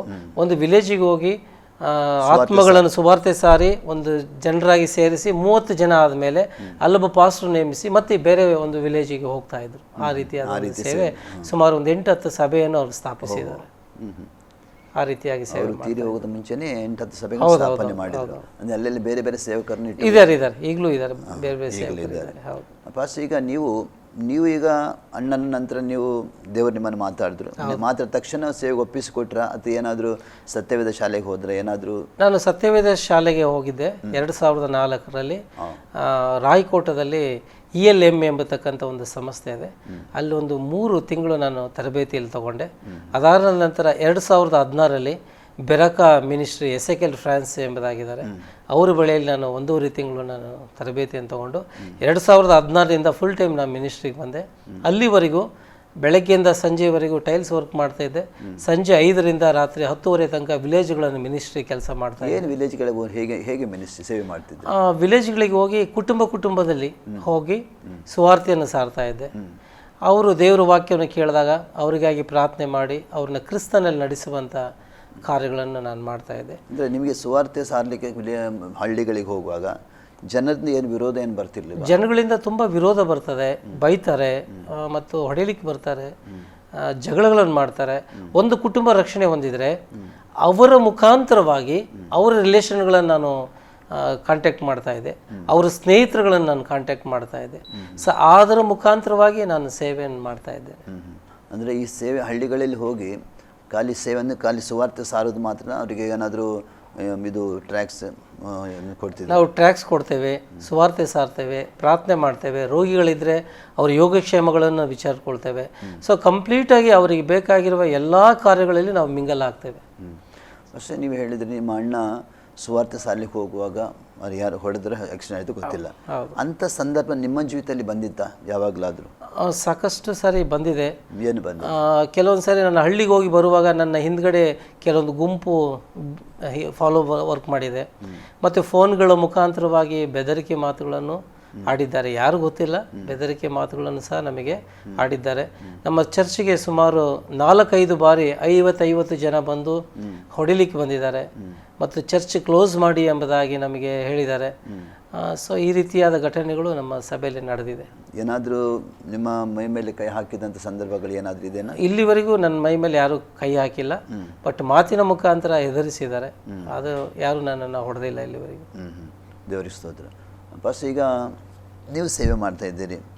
ಈಗ ಸೇವೆ ಅಂದರೆ ಹಳ್ಳಿಗಳಿಗೆ ಹೋಗಿ ಸೇವೆ ಮಾಡ್ತಾಯಿದ್ರಿ. ನೀವು ಇರುವಂಥ ಹಳ್ಳಿ ಹೆಸರೇನು ಫಸ್ಟ್? ಆನಗೋಡು ಎಂಬುದಾಗಿ. ಆನಗೋಡು. ಹಾಂ, ಆನಗೋಡು ಸಹ ಪ್ರಾಂತದಲ್ಲಿ ನೀವು ಸೇವೆ ಮಾಡ್ತಾ ಇದ್ದೇವೆ. ಅದು ತುಂಬ ಹಳ್ಳಿನಾ? ತುಂಬ ಹಳ್ಳಿ, ಒಂದು 300-400 ಮನೆ ಇರಬೇಕಷ್ಟೇ. ಹಾಂ ಹಾಂ. ಅಂದರೆ ಗುಂಪು ಮನೆ? ಗುಂಪು ಮನೆ. ಹಾಂ ಹಾಂ. ಗುಂಪು ಮನೆ. ಅಂದರೆ ಜನರಿಗೆ ಸುವಾರ್ತೆ ಸಾರಲಿಕ್ಕೆ ಸುಲಭ ಇದೆನಾ? ಸುಲಭ ಇದೆ, ಅದು ಕಷ್ಟನೂ ಇದೆ. ಅಲ್ಲಿ ಯಾರು ಸುವಾರ್ತೆ ಸೇರ್ತಾ ಇಲ್ಲ. ಅಲ್ಲಿಂದ ನಾನು 18 ಹಳ್ಳಿಗೆ ಹೋಗ್ತೀನಿ. 18ರಿಂದ 20 ಹಳ್ಳಿ ನಾನು ಕವರ್ ಮಾಡ್ತೇನೆ. 20 ಹಳ್ಳಿಗಳಿಂದಲೂ ಒಂದೊಂದು ಕುಟುಂಬ 2 ಕುಟುಂಬ ಆನಗೋಡು ಪ್ರಾಂತ್ಯಕ್ಕೆ ಸೇರಿ ಬರ್ತಾರೆ. ಆ ಹಳ್ಳಿಗಳೆಲ್ಲ ಹಳ್ಳಿಗಳು ನಾವು ವಿಸಿಟ್ ಮಾಡ್ತಾ ಇದ್ದೇವೆ. ಸೊ ಅಲ್ಲಿದ್ದ ಸುಮಾರು ಒಂದು 150 ಜನ ಬರ್ತಾರೆ. ನಮ್ಮ ಮುಖಾಂತರ ರಕ್ಷಣೆ ಹೊಂದಿರೋ ಒಂದು 300 ಜನ ಇರ್ಬೋದು. ಅಲ್ಲಿ ಬರತಕ್ಕಂಥವರು ಒಂದು 150 ಜನ ಬರ್ತಾ ಇದ್ದಾರೆ. ಸೊ ಆ ಸಭೆಯಲ್ಲಿ ನಾವು ಸೇವೆ ಮಾಡ್ತಾ ಇದ್ದೇವೆ. ತಮಗೆ ಮದುವೆ ಆಗಿದಾ? ನಮಗೆ ಮದುವೆ ಆಗಿದೆ. ಎಷ್ಟು ಮಕ್ಕಳು? ಒಂದು ಮಗು ಇದೆ. ಅದು ಫಸ್ಟ್ ಇಯರ್ PUC ಓದ್ತಾ ಇದ್ದಾರೆ. ನಿಮ್ಮ ಮಿಸ್ಸಸ್? ನಮ್ಮ ಮಿಸ್ಸಸ್ ಸವಿತಾ ಅಂತೇಳಿ. ಅದೇ ಊರಿನವರ? ದಾವಣಗೆರೆಯಲ್ಲೇ ಇದ್ದಾರೆ. ಅವರು ಶಾಲೆಯಲ್ಲಿ ವರ್ಕ್ ಮಾಡ್ತಾ ಇದ್ದಾರೆ. ಬಸ್ ಈಗ ನಿಮ್ಮ ಸೇವೆ ಈಗ ಒಂದು ಕಡೆಯಲ್ಲಿ ಸೇವೆ ಮಾಡ್ತಿಲ್ಲ, ಬೇರೆ ಬೇರೆ ಸಭೆಗಳನ್ನು ನೀವು ಸ್ಥಾಪನೆ ಮಾಡಿದ್ದೀರಾ? ಬೇರೆ ಬೇರೆ ಸಭೆ ನಾನು ಸ್ಥಾಪನೆ ಮಾಡಿಲ್ಲ, ಬಟ್ 18 ವಿಲೇಜ್ಗಳಲ್ಲಿ ಸಭೆಯನ್ನು ಸ್ಥಾಪನೆ ಮಾಡಬೇಕೆಂಬ ಉದ್ದೇಶ ಇದೆ. ಮಿಷನರಿಗಳನ್ನ ಎಬ್ಬಿಸಬೇಕೆಂಬ ಉದ್ದೇಶ ಇದೆ. ಯುವಕರನ್ನು ಸೇವೆ ಕಳಿಸ್ಬೇಕು, ಮಿಷನರಿಗಳು ಎಬ್ಬಿಸಬೇಕು, ಹಳ್ಳಿಗಳಲ್ಲಿ ಒಂದು ಸಭೆಯನ್ನು ಸ್ಥಾಪಿಸಬೇಕೆಂಬತಕ್ಕಂಥ ಗುರಿಯನ್ನು ಹೊಂದಿ ಈಗ ನಾನು ಅದನ್ನು ಸೇವೆಯನ್ನು ಕಂಟಿನ್ಯೂ ಮಾಡ್ತೀನಿ. ಯಾತಕ್ಕೋಸ್ಕರ ನೀವು ಸಭೆಯನ್ನು ಹಳ್ಳಿಗಳಲ್ಲಿ ಸ್ಥಾಪನೆ ಮಾಡುವಂಥ ಯೋಚನೆ ಮಾಡಿದ್ದೀರಿ? ಯಾವ ವಿಷಯಕ್ಕೆ? ಹಳ್ಳಿಗಳಲ್ಲಿ ನೋಡ್ತೇವೆ ತುಂಬ ಜನ ಮಾಟದಿಂದ, ಮಂತ್ರಶಕ್ತಿಯಿಂದ, ದುಷ್ಟಶಕ್ತಿಯಿಂದ, ದುರ್ಚಟಗಳಿಂದ ತುಂಬ ಜನ ಹಾಳಾಗಿ ಹೋಗ್ತಾ ಇದ್ದಾರೆ. ನಮಗೆ ಸುವಾರ್ತೆ ಕರೀತಾರೆ, ನಾವು ಸುವಾರ್ತೆಗೆ ಹೋಗ್ತೇವೆ, ಅಲ್ಲಿ ಸುವಾರ್ತೆ ಹೇಳ್ತೇವೆ, ದುಷ್ಟ ಆತ್ಮಗಳಿಂದ ಬಿಡುಗಡೆ ಕೊಡ್ತೇವೆ. 1-2 ದಿನದಲ್ಲಿ ಮತ್ತೆ ಬೇರೆ ದೇವರುಗಳ ಹತ್ರ ಹೋಗ್ಬಿಡ್ತಾರೆ, ಮತ್ತೆ ಮಾಟ ಮಂತ್ರಗಳಿಗೆ ಒಳಗಾಗ್ತಾರೆ, ನಮ್ಮನ್ನು ಕರೀತಾರೆ, ಮತ್ತೆ ಬೇಡ ಅಂತ ಹೇಳ್ತಾರೆ, ಬಿಟ್ಟು ಹೋಗಿ ಅಂತ ಹೇಳ್ತಾರೆ. ಅನೇಕ ಗೊಂದಲಗಳು, ಅನೇಕ ಸಮಸ್ಯೆಗಳು ಒಳಗಿದ್ದಾರೆ. ಸೊ ಅನೇಕ ಸಲ ನಾವು ಪ್ರೇಯರಿಗೆ ಹೋಗಿ ಅವರಿಗಾಗಿ ನಾವು ಉಪವಾಸದ ಪ್ರಾರ್ಥನೆ ಮಾಡಿರ್ತೇವೆ, ಬೇರೆ ಕಡೆ ಹೋಗಿ ಮಾಟ ಮಂತ್ರ ಹತ್ರ ಹೋಗಿ ಬರ್ತಾರೆ, ನಮ್ಮನ್ನು ಒಳಗೆ ಬಿಟ್ಕೊಳ್ಳೋದಿಲ್ಲ. ಇಲ್ಲ, ನಾವು ಮಾಟ ಮಾಡಿಸಿದ್ದೀವಿ, ಮಂತ್ರ ಮಾಡಿಸಿದ್ದೇವೆ, ಮೂಢನಂಬಿಕೆಗೆ ಒಳಗಾಗಿದ್ದೇವೆ. ಸೊ ಆದ್ದರಿಂದ 1 ತಿಂಗಳವರೆಗೆ ನೀವು ನಮ್ಮ ಮನೆಗೆ ಬರಬಾರ್ದು ಎಂಬುದಾಗಿ ಹೇಳಿದ್ದಾರೆ. ನಮ್ಮ ಮನೆ ಬಾಗಿಲಿಂದ ಅನೇಕ ಸಹ ನಮ್ಮನ್ನು ಹೊರಗಡೆ ಕಳಿಸಿದ್ದಾರೆ. ಸೊ ಇಂಥ ಕಾರ್ಯಗಳಿರೋದ್ರಿಂದ ಹಳ್ಳಿಗೆ ಸೇವೆ ಟಫ್ ಆಗಿದೆ. ಬಟ್ ಆದರೆ ಆ ಜನರು, ಮುಗ್ಧ ಜನರು, ಅವ್ರಿಗೆ ಬಿಡುಗಡೆಗಾಗಿ ಅಲ್ದಾಡ್ತಾ ಇದ್ದಾರೆ. ಆ ಜನರು ನಾವು ರಕ್ಷಣೆ ತರಲೇಬೇಕಾಗ್ತದೆ. ಕುಟುಂಬದಲ್ಲಿ ಅನೇಕ ಕೊರತೆಗಳಿವೆ, ಖಂಡಿತ ಸಮಾಧಾನ ಇಲ್ಲ, ಸಮಾಧಾನ ಇಲ್ಲ, ಸಂತೋಷ ಇರೋದಿಲ್ಲ, ಅನೇಕ ದುಂದುತನಗಳಿರ್ತದೆ, ನಾನಾ ದೇವರುಗಳಿಗೆ ಹೋಗಿರ್ತಾರೆ, ಎಲ್ಲೂ ಬಿಡುಗಡೆ ಸಿಗದೆ ಹಣವನ್ನು ಕಳ್ಕೊಂಡು ಶಾಂತಿ ಸಮಾಧಾನ ಇಲ್ಲದೆ ಅನೇಕರು ತೀರಿ ಹೋಗ್ತಾ ಇದ್ದಾರೆ. ಅನೇಕರು ನಾನಾ ಸಮಸ್ಯೆಗಳಿದ್ದಾರೆ. ಸೊ ಆದ್ದರಿಂದ ನಾವು ಹಳ್ಳಿಗಳನ್ನು ಟಾರ್ಗೆಟ್ ಮಾಡಿ ಹೇಗಾದರೂ ಈ ಜನರನ್ನು ದೇವರ ಮಾರ್ಗದಲ್ಲಿ ತರಬೇಕನ್ನೋ ಉದ್ದೇಶದಿಂದ ನಾವು ಸೇವೆ ಮಾಡ್ತಾ ಇದ್ದೇವೆ. ಈಗ ನೀವೆಲ್ಲ ಸೇವೆ ಮಾಡೋ ಪ್ರಾಂತದಲ್ಲೆಲ್ಲ ಅಂದರೆ ಹೇಗೆ ಹಳ್ಳಿಯಲ್ಲಿ ಬದಲಾವಣೆ ಆಗಿದೆ? ತುಂಬ ಜನ ಫಸ್ಟು ಹೋದಾಗ ಬರೀ ಚಿಕ್ಕ ಮನೆಯಲ್ಲಿದ್ದಂಥವ್ರು, ಗುಡಿಸಲು ಮನೆಯಲ್ಲಿದ್ದಂಥವ್ರು ಈಗ ಒಳ್ಳೆ ಮನೆಗಳನ್ನು ಕಟ್ಕೊಂಡಿದ್ದಾರೆ, ಆರ್ಥಿಕ ಪರಿಸ್ಥಿತಿಯಲ್ಲಿ ಚೆನ್ನಾಗಾಗಿದ್ದಾರೆ, ಹಣಕಾಸಿನಲ್ಲಿ ಚೆನ್ನಾಗಾಗಿದ್ದಾರೆ, ಮತ್ತು ಆತ್ಮಿಕ ರೀತಿಯಲ್ಲಿ ಬೆಳೆದು ಕೆಲವೊಬ್ಬರು ಸೇವೆಗೂ ಬಂದಿದ್ದಾರೆ. ಸೊ ಚೆನ್ನಾಗಿದ್ದಾರೆ, ಈಗ ಚೆನ್ನಾಗಾಗಿದ್ದಾರೆ. ಸೊ ಈಗ ನೀವು ನಿಮ್ಮ ಹಳ್ಳಿಯಲ್ಲಿ ಆ ಹಳ್ಳಿಯಲ್ಲಿ ಮಾತ್ರ ಸೇವೆ ಮಾಡ್ತಾ ಇದ್ದೀರಾ ಅಥವಾ ಬೇರೆ ಕರ್ನಾಟಕದ ಬೇರೆ ಬೇರೆ ಪ್ರಾಂತ್ಯಕ್ಕೆ ಹೋಗ್ತೀರಾ ಅಥವಾ ಬೇರೆ ರಾಜ್ಯಕ್ಕೆ ಹೋಗ್ತೀರಾ? ನಾನು ಬೇರೆ ರಾಜ್ಯಕ್ಕೆ ಹೋಗಿದ್ದೇನೆ. ಅಂಡಮಾನಲ್ಲಿ ಹೋಗಿ ಒಂದು 20 ದಿನ ನಾನು ಸೇವೆ ಮಾಡಿದ್ದೀನಿ. ಆಮೇಲೆ ಒಬ್ಬರೇ ಹೋದಿದ್ದ? ನಾನು ನಮ್ಮ ಫ್ರೆಂಡ್ ಒಬ್ಬ ಅರುಳ್ ಎಂಬುದಾಗಿದ್ದಾರೆ ಚೆನ್ನೈಯಲ್ಲಿ. ನಾವಿಬ್ಬರು ಜೊತೆಯಾಗಿ ಹೋಗಿ ಅಲ್ಲಿ 20 ದಿನ ಅಲ್ಲಿ ನಾವು ಸೇವೆ ಮಾಡಿದ್ದೇವೆ. ಮಹಾರಾಷ್ಟ್ರದಲ್ಲಿ ಮಾಡಿದ್ದೇನೆ, ಗುಜರಾತಲ್ಲಿ ಮಾಡಿದ್ದೇನೆ ಮತ್ತು ಹಿಮಾಲಯ ಪ್ರಾಂತ್ಯಗಳಲ್ಲಿ ನಾನು ಮಾಡಿದ್ದೇನೆ, ಒರಿಸ್ಸಾದಲ್ಲಿ ಮಾಡಿದ್ದೇನೆ. ಅಲ್ಲೆಲ್ಲ ಹೋಗಿ ವಿಲೇಜ್ ಮಿನಿಸ್ಟ್ರಿ ನಾನು ಮಾಡಿ, ಎಲ್ಲ ಕಡೆ ಹೋಗಿರೋದು ವಿಲೇಜ್ ಮಿನಿಸ್ಟ್ರಿ. ಯಾವ ಚರ್ಚಲ್ಲಿ ಹೋಗಿ ನಾನು ಸ್ಪೀಚ್ ಮಾಡಿಲ್ಲ. ಚಿಕ್ಕ ಚಿಕ್ಕ ವಿಲೇಜಲ್ಲಿ ಹೋಗಿ ಚಿಕ್ಕ ಚಿಕ್ಕ ಗುಂಪಲ್ಲಿ ಹೋಗಿ ಅಲ್ಲಿ ಸುವಾರ್ತೆಯನ್ನು ಹೇಳಿ, ದೇವ್ರ ವಾಕ್ಯನ ಹೇಳಿ, ಸೋಷಿಯಲ್ ವರ್ಕನ್ನು ಮಾಡಿ, ಮೆಡಿಕಲ್ ಕ್ಯಾಂಪ್ಗಳನ್ನು ಮಾಡಿ ನಾವು ವಾಕ್ಯವನ್ನು ಸಾರಿದ್ದೇವೆ. ಫಸ್ಟ್ ಈಗ ಅಂದರೆ ನೀವೀಗ ಕೆಲಸ ಮಾಡ್ತಾ ಇದ್ದೀರಾ? ಏನಾದರೂ ಕೆಲಸ ಮಾಡ್ತಾ ಇಲ್ಲ. ಈಗ ಪೂರ್ಣ ಸೇವೆಗೆ ಬಂದಮೇಲೆ ನಾವು ಕೆಲಸ ಮಾಡಿ. ನಿಮ್ಮ ಆರ್ಥಿಕ ಪರಿಸ್ಥಿತಿ ಹೇಗೆ ಉಂಟು ಭಾಷೆ? ಆರ್ಥಿಕ ಪರಿಸ್ಥಿತಿ ಈಗ ಸ್ವಲ್ಪ ಕಷ್ಟನೇ ಇದೆ. ಜನರು ಕೊಡುವಂಥ ಸ್ವಲ್ಪ ಕಾಣಿಕೆಯಲ್ಲಿ ನಾವು ಸೇವೆಯನ್ನು ಮಾಡ್ತಾ ಇದ್ದೇವೆ. ಅದಕ್ಕಿಂತ ಮುಂಚೆ ನಾವು ಟೈಲ್ಸ್ ಬಿಸ್ನೆಸ್ ಮಾಡ್ತಾ ಇದ್ವಿ. ಅದರಿಂದ ಬರುವಂಥ ಹಣದಲ್ಲಿ ನಾನು ಸೇವೆ ಮಾಡ್ತಾ ಇದ್ದೆ. ಅಂದರೆ ಈಗ ನೀವು ಸೇವೆ ಮಾಡುವಾಗ ಇದು ಕೆಲಸ ಮಾಡ್ತಿಲ್ಲ, ಆರ್ಥಿಕ ಕೊರತೆ ನಿಮಗಿದೆ. ಯಾವಾಗಲೂ ಊಟ ಇಲ್ಲದ ಸಮಯ ಇತ್ತ ಭಾಷೆ? ಇಲ್ಲ, ನನಗೆ ಊಟದ ಸಮಯ ಇಲ್ಲದಾಗಿಲ್ಲ. ಯಾಕಂದರೆ ನಾನು ಹೋದ ಕಡೆ ಎಲ್ಲ ವಿಶ್ವಾಸಿಗಳು ಅಥವಾ ಹೊಸಬರು ಊಟದ ಪರಿಸ್ಥಿತಿ ಎಲ್ಲನೂ ನಿಭಾಯಿಸ್ತಾ ಇದ್ದಾರೆ. ಸೊ ನಮ್ಮ ಮನೆಯವರು ಸಹ ಅವರು ಕೆಲಸ ಮಾಡೋದ್ರಿಂದ, ಟೀಚರ್ ಆಗಿರೋದ್ರಿಂದ ಮನೆಗೆ ಬೇಕಾಗಿರೋ ಅಗತ್ಯತೆಗಳು ಅವ್ರು ಪೂರೈಸ್ತಾ ಇದ್ದಾರೆ. ಸೊ ನನಗೆ ಊಟದ್ದಾಗಲಿ ಬಟ್ಟೆದು ಹಣದ ಕೊರತೆಗಳು ನನಗೆ ದೇವರು ಇಲ್ಲಿವರೆಗೂ ಇಟ್ಟಿಲ್ಲ. ಬಸ್ ಈಗ ನೀವು ಸೇವೆಗಾಗಿ ಬಂದಿದ್ದೀರಿ, ಪೂರ್ಣವಾಗಿ ಸೇವೆ ಮಾಡ್ತಾ ಇದ್ದೀರಿ. ನಿಮಗೇನಾದರೂ ಈಗ ನೀವು ಒಂದು ಮಾತು ಹೇಳಿದಂದರೆ, ನಿಮ್ಮ ಅಣ್ಣ ತೀರಿ ಹೋದ ನಂತರ ನಿಮಗೆ ಅಣ್ಣ ಮತ್ತು ಅವರ ತೀರಿ ಹೋದ ಇನ್ನೊಂದು ಅವರ ಫ್ರೆಂಡ್ ಮಿತ್ರ, ನೀವು ಕನಸಿನಲ್ಲಿ ನೀವು ಬಂದು ನೀವು ಹೇಳಿದಾಗ ನಿಮ್ಮ ಸೇವೆ ಮುಂದುವರಿಸಬೇಕಂತ ಹೇಳ್ತಾರಲ್ಲ. ಫಸ್ಟ್ ಅದು ಬಿಟ್ಟು ನಿಮ್ಮಲ್ಲಿ ಡೈರೆಕ್ಟಾಗಿ ದೇವರು ಮಾತಾಡಿದನ ಅಥವಾ ಪ್ರವಾದನೆ ನಿಮ್ಗೆ ಏನಾದರೂ ಬಂದಿದ? ಅಲ್ಲ ವಾಕ್ಯ ನಿಮ್ಮ ಹತ್ರ, ದೇವರ ವಾಕ್ಯ ನಿಮ್ಮ ಹತ್ರ ಸೇವೆಗಾಗಿ ಮಾಡಬೇಕಂತ ವಾಕ್ಯ ಮಾತಾಡಿದೆ ಅಲ್ಲ. ಒಂದು ವಾಕ್ಯ ಹೇಳಿದೆ, ಆದಿಕಾಂಡ ಪುಸ್ತಕ 6ನೇ ಅಧ್ಯಾಯದಲ್ಲಿ ವಾಕ್ಯವನ್ನು ಮಾತಾಡಿ ಹೇಳಿದ್ವಿ. ನಂತರ ಬೇರೆ ಯಾರು ಸೇವಕರ ಮೂಲಕದ ಏನಾದರೂ ನಿಮಗೆ ಪ್ರವಾದಿಗಳು ಸಾಕಷ್ಟು ಜನ ಮಾತಾಡಿದ್ದಾರೆ. ಸುಮಾರು ಒಂದು 8ರಿಂದ 10 ಜನ ಮಾತಾಡಿದ್ದಾರೆ. ನೀವು ಫುಲ್ ಟೈಮ್ ಮಿನಿಸ್ಟ್ರಿಗೆ ಬರ್ರಿ, ನಿಮ್ಮ ಪ್ರಾಂತ್ಯ ಅನ್ಗೋಡೆಯಲ್ಲೇ ಇದೆ, ನಿಮಗೆ ಅಪೋಸ್ತಲರು ಮತ್ತು ಪಾಸ್ಟರ್ ಕಾಲಿಂಗ್ ಎರಡೂ ಇದೆ, ಸೊ ನೀವು ಸೇವೆ ಮಾಡ್ರಿ ಎಂಬುದಾಗಿ ನನಗೆ ಪ್ರವಾದಿಗಳು ನನ್ನ ಹತ್ರ ಮಾತಾಡಿದ್ದಾರೆ. ಮತ್ತು ಅನೇಕ ಸಾರಿ ನಾನು ಈ ಸೇವೆ ಬಿಡಬೇಕು ಅಂತ ಯೋಚನೆ ಮಾಡಿದ್ದಾಗ, ಯಾವ ವಿಷಯಕ್ಕಂತ ಕುಟುಂಬದ ಸಮಸ್ಯೆಗಳು ಬಂದಾಗ, ಕುಟುಂಬದ ಪ್ರಾಬ್ಲಮ್ಗಳು, ಗಂಡ ಹೆಂಡತಿಯಲ್ಲಿ ಕೆಲವೊಂದು ಪ್ರಾಬ್ಲಮ್ಗಳು, ಸಮಸ್ಯೆಗಳು, ನಮ್ಮ ಮಧ್ಯದಲ್ಲಿ ಪ್ರಾಬ್ಲಮ್ಗಳು ಬಂದಾಗ, ಹಣಕಾಸಿನ ತೊಂದರೆಗಳು ಬಂದಾಗ, ನನ್ನ ಸೇವೆಯಿಂದ ಹಿಂದಿರಿಬೇಕು ಅಂತ ಯೋಚನೆ ಮಾಡಿದಾಗ ಪ್ರವಾದಿಗಳು ಮಾತಾಡಿ, ನೀವು ಸೋತು ಹೋಗಿದ್ದೀರಿ, ನೀವು ಬಿಡಬೇಕೆಂಬುದಾಗಿದ್ದೀರಿ, ಹಣಕಾಸಿನ ತೊಂದರೆಯನ್ನು ನಿಲ್ಲಿಸಬೇಕೆಂಬುದಾಗಿದ್ದೀರಿ, ನೀವು ನಿಲ್ಲಿಸಬೇಡಿ, ನೀವು ಪೂರೈಸ್ರಿ, ಮುಂದೆ ನೀವು ಸಾಗ್ರಿ ಎಂಬುದಾಗಿ ಹೇಳಿರುವಂಥ ವಿಷಯಗಳು ಸಾಕಷ್ಟು ಇದೆ ಅಷ್ಟೇ. ಖಂಡಿತ. ಅಂದರೆ ಕರೆದಾತು ನಂಬಿಗಸ್ತನ ದೇವರು ವಾಕ್ಯ ಹೇಳ್ತಾರೆ. ಒಂದು ವೇಳೆ ಆತನ ಕರೆದು ನಿಂತಿರುವುದಂತೆ ಖಂಡಿತವಾಗಿ ನಮ್ಮ ಎಲ್ಲ ಅವಶ್ಯಕತೆ ಸಂಧಿಸುವ ದೇವರಾಗಿದ್ದಾನಲ್ಲ. ಅಂದರೆ ಅಂತ ಕುಟುಂಬದ ಕೆಲವು ಸಮಸ್ಯೆ ಬಂದು ಈಗ ಪೂರ್ಣ ಸೇವೆಗೆ ಬಂದಿದೆ. ಕುಟುಂಬ ನಿಮ್ಮ ಹೇಗಿದೆ? ಕುಟುಂಬ ಚೆನ್ನಾಗಿದೆ ಪಾಸ್. ನಮ್ಮ ಮನೆಯವರು ವರ್ಕ್ ಮಾಡೋದ್ರಿಂದ ನಮ್ಮ ಮಗಳಿಗೆ ಬೇಕಾದ ಆರ್ಥಿಕ ಪರಿಸ್ಥಿತಿ ಅವರಿಬ್ಬರು ನೋಡ್ಕೊಳ್ತಾರೆ. ನನಗೆ ಸೇವೆಗೆ ಬೇಕಾಗಿರೋ ಹಣ ಅವಕಾಶವನ್ನು ದೇವರು ನನಗೆ ಒದಗಿಸಿದ್ದಾರೆ. ಸೊ ಈಗ ಪರಿಸ್ಥಿತಿ ಎಲ್ಲ ಸರಿಯಾಗಿದೆ ಅಂತ ತೊಂದರೆ ಇಲ್ಲ ಪಾಸ್. ಅಂದರೆ ನೀವೀಗ ನಿಮ್ಮ ಸ್ವಂತ ಸ್ಥಳದಲ್ಲಿ ನೀವು ಸೇವೆ ಮಾಡ್ತಿದ್ರೆ ಎಲ್ಲ ಬಾಡಿಗೆ ಅದಂಥದ್ದೆಲ್ಲ ಮಾಡ್ತಿದ್ದೀರಿ? ಸ್ವಂತ ಜಾಗ ಇದೆ, 70 ಅಡಿ ಅಗಲ ಇದೆ, ಉದ್ದ 100 ಅಡಿ ಇದೆ. 6 ಕುಂಟೆ ಜಾಗ ತಗೊಂಡು ಒಂದು ಚರ್ಚನ್ನು ಕಟ್ಟಿದ್ದೇವೆ. ಆ ಸ್ವಂತ ಚರ್ಚಲ್ಲಿ ನಾವು ಸೇವೆಯನ್ನು ಮಾಡ್ತಾ ಇದ್ದೇವೆ. ಅಂದರೆ ನೀವೀಗ ಸಭಾ ಸೇವೆ ಮಾಡ್ತಾ ಇದ್ದೀರಿ, ಹಳ್ಳಿಗಳಿಗೆ ಸುವಾರ್ತೆ, ಬೇರೆ ಏನೆಲ್ಲ ಸೇವೆ ಮಾಡ್ತಿದ್ದೀರಿ ಭಾಷೆ? ಈಗ ಸಭಾ ಸೇವೆಯನ್ನು ಮಾಡ್ತಾ ಇದ್ದೇವೆ ಮತ್ತು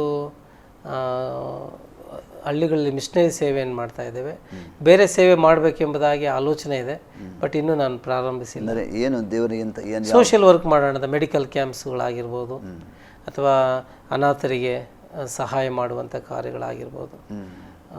ಜನರು ತುಂಬ ಜನ ಬಡವರಿದ್ದಾರೆ, ಆಮೇಲೆ ಅವರಿಗೆ ಬಟ್ಟೆಗಳು ಇಲ್ಲ, ಕೆಲವೊಬ್ಬರಿಗೆ ಮೆಡಿಕಲ್ ವ್ಯವಸ್ಥೆ ಇಲ್ಲ, ಆಸ್ಪತ್ರೆಗೆ ಕರ್ಕೊಂಡು ಹೋಗುವಂಥದ್ದು ಬರುವಂಥದ್ದು. ವಿಲೇಜ್ಗಳಲ್ಲಿ ತುಂಬ ಜನ ಕಷ್ಟಪಡ್ತಾ ಇದ್ದಾರೆ. ಅದನ್ನು ಮಾಡಬೇಕೆಂಬುದಾಗಿ ನಮ್ಮ ಒಳಗೆ ಮನಸ್ಸಿಲ್ಲಿದೆ, ಬಟ್ ಅದಕ್ಕೆ ಬೇಕಾದ ವ್ಯವಸ್ಥೆ ದೇವರು ಒದಗಿಸುವಾಗ ಆ ಸೇವೆಯನ್ನು ಆರಂಭಿಸಬೇಕೆಂಬುದಾಗಿ ನಾವು ಯೋಚನೆ ಮಾಡ್ತಾ ಇದ್ದೀವಿ. ಈಗ ಫಸ್ಟ್ ನೀವು ಸೇವೆಗೆ ಬಂದ ನಂತರ ನಿಮ್ಮ ತುಂಬ ಫ್ರೆಂಡ್ಸ್ ಇದ್ರ ಅಂತ ಹೇಳ್ತಿದ್ದೀರಿ ಅಲ್ಲ? ನಿಮ್ಮ ದೊಡ್ಡೊಂದು ಪಟಾಲಮೆ ಫ್ರೆಂಡ್ಸ್ ಅವರೆಲ್ಲ ರಕ್ಷಣೆಗೆ ಬಂದಿದ್ದಾರೆ ಭಾಷೆ?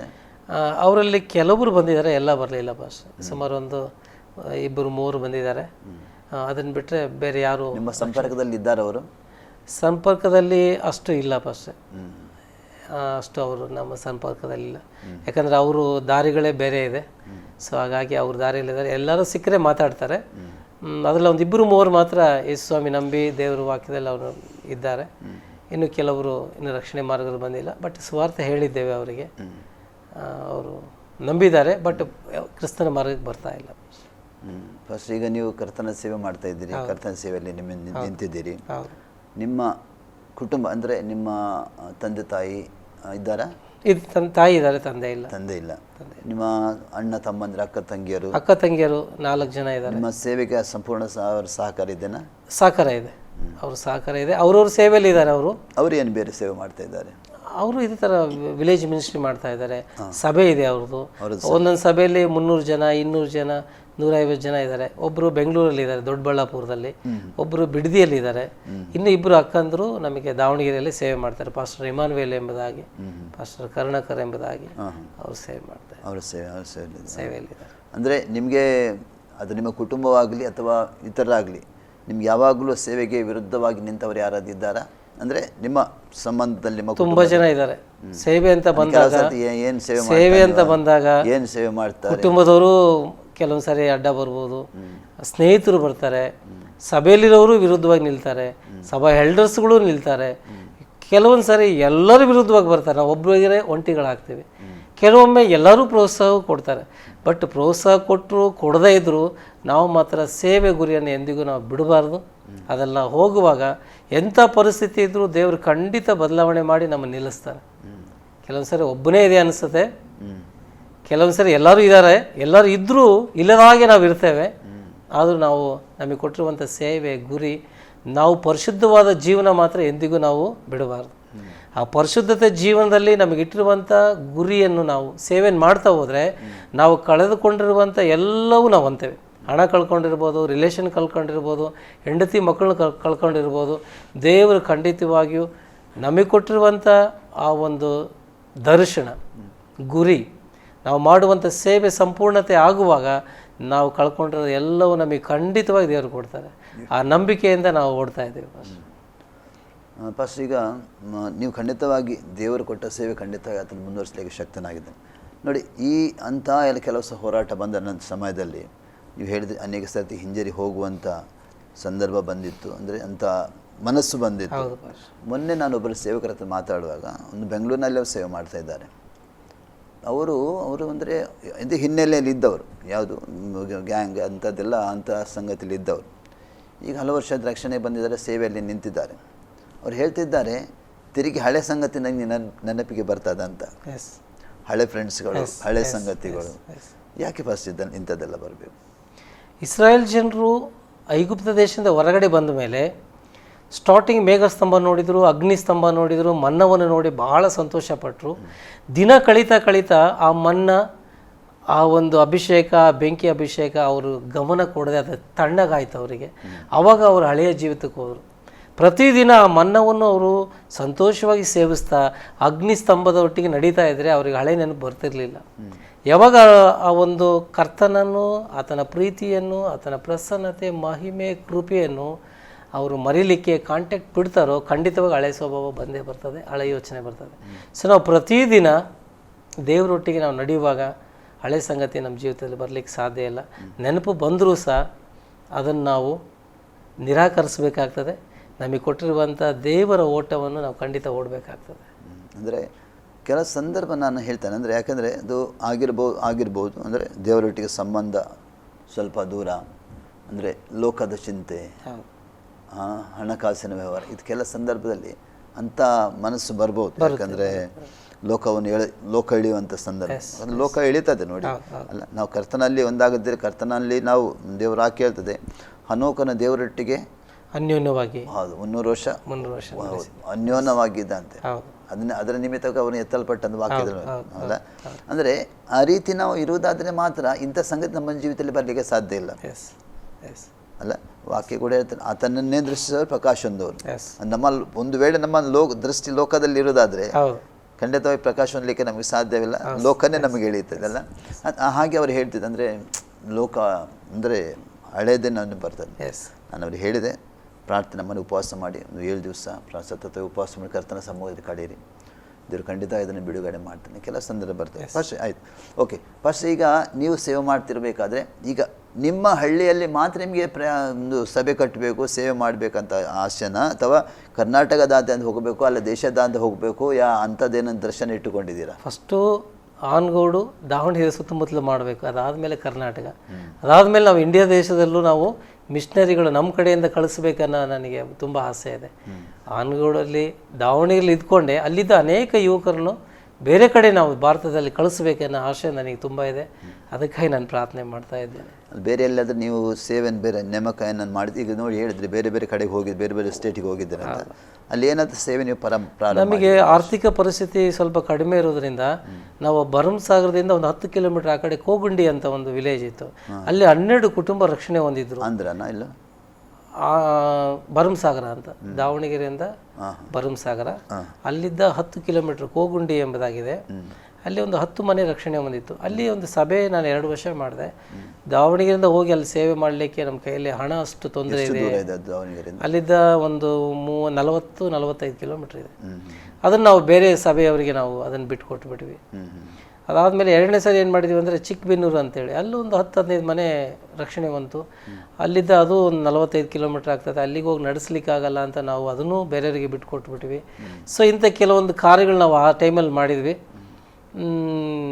ಈಗ ಕೆಲವೊಬ್ರು ಅಲ್ಲಿ ನಿಂತಿದ್ದಾರೆ, ಕೆಲವೊಬ್ರು ನಿಂತಿಲ್ಲ ಅಲ್ಲಿ. ಸೊ ಈಗ ಅನ್ನಿಸ್ತದೆ ನಮ್ಮ ಸಭೆಯಿಂದ ನಾವು ಮಿಷನರಿ ಕಳಿಸಿ ಅದನ್ನು ನಾವು ನಿಲ್ಲಿಸ್ಬೇಕಾಗಿತ್ತು, ಅದನ್ನು ನಾವು ಅದನ್ನು ನಿಲ್ಲಿಸ್ಲಿಲ್ವಲ್ಲ ಅಂತ ಈಗ ನನಗೆ ಅದ್ರ ಬೇಸರಿಕೆ ಇದೆ. ಆದರೆ ಇನ್ನು ಮುಂದೆ ಆ ಕೆಲಸ ಆಗೋದಿಲ್ಲ. ಎಲ್ಲೇ ಹೋದರೂ ಸಹ ಒಂದು ಅಲ್ಲಿ ಸಭೆ ಸ್ಥಾಪನೆ ಮಾಡಿ ನಮ್ಮ ಸಭೆಯಿಂದ ಒಬ್ಬರು ನಿಲ್ಲಿಸಿ ಮಾಡುವಂಥದ್ದು ಬಹಳ ಅದು ಉತ್ತಮ. ನಾವು ಯಾರು ನಂಬಿನೂ ಬೇರೆ ಕಡೆ ಸಭೆಯನ್ನು ಒಪ್ಪಿಸುವುದು ಅಷ್ಟು ಅದು ಕ್ರಮವಲ್ಲ ಅಂತ ನಮಗೆ ಇತ್ತೀಚಿನ ದಿನಗಳಲ್ಲಿ ನನಗೆ ಮನವರಿಕೆ ಆಗಿದೆ.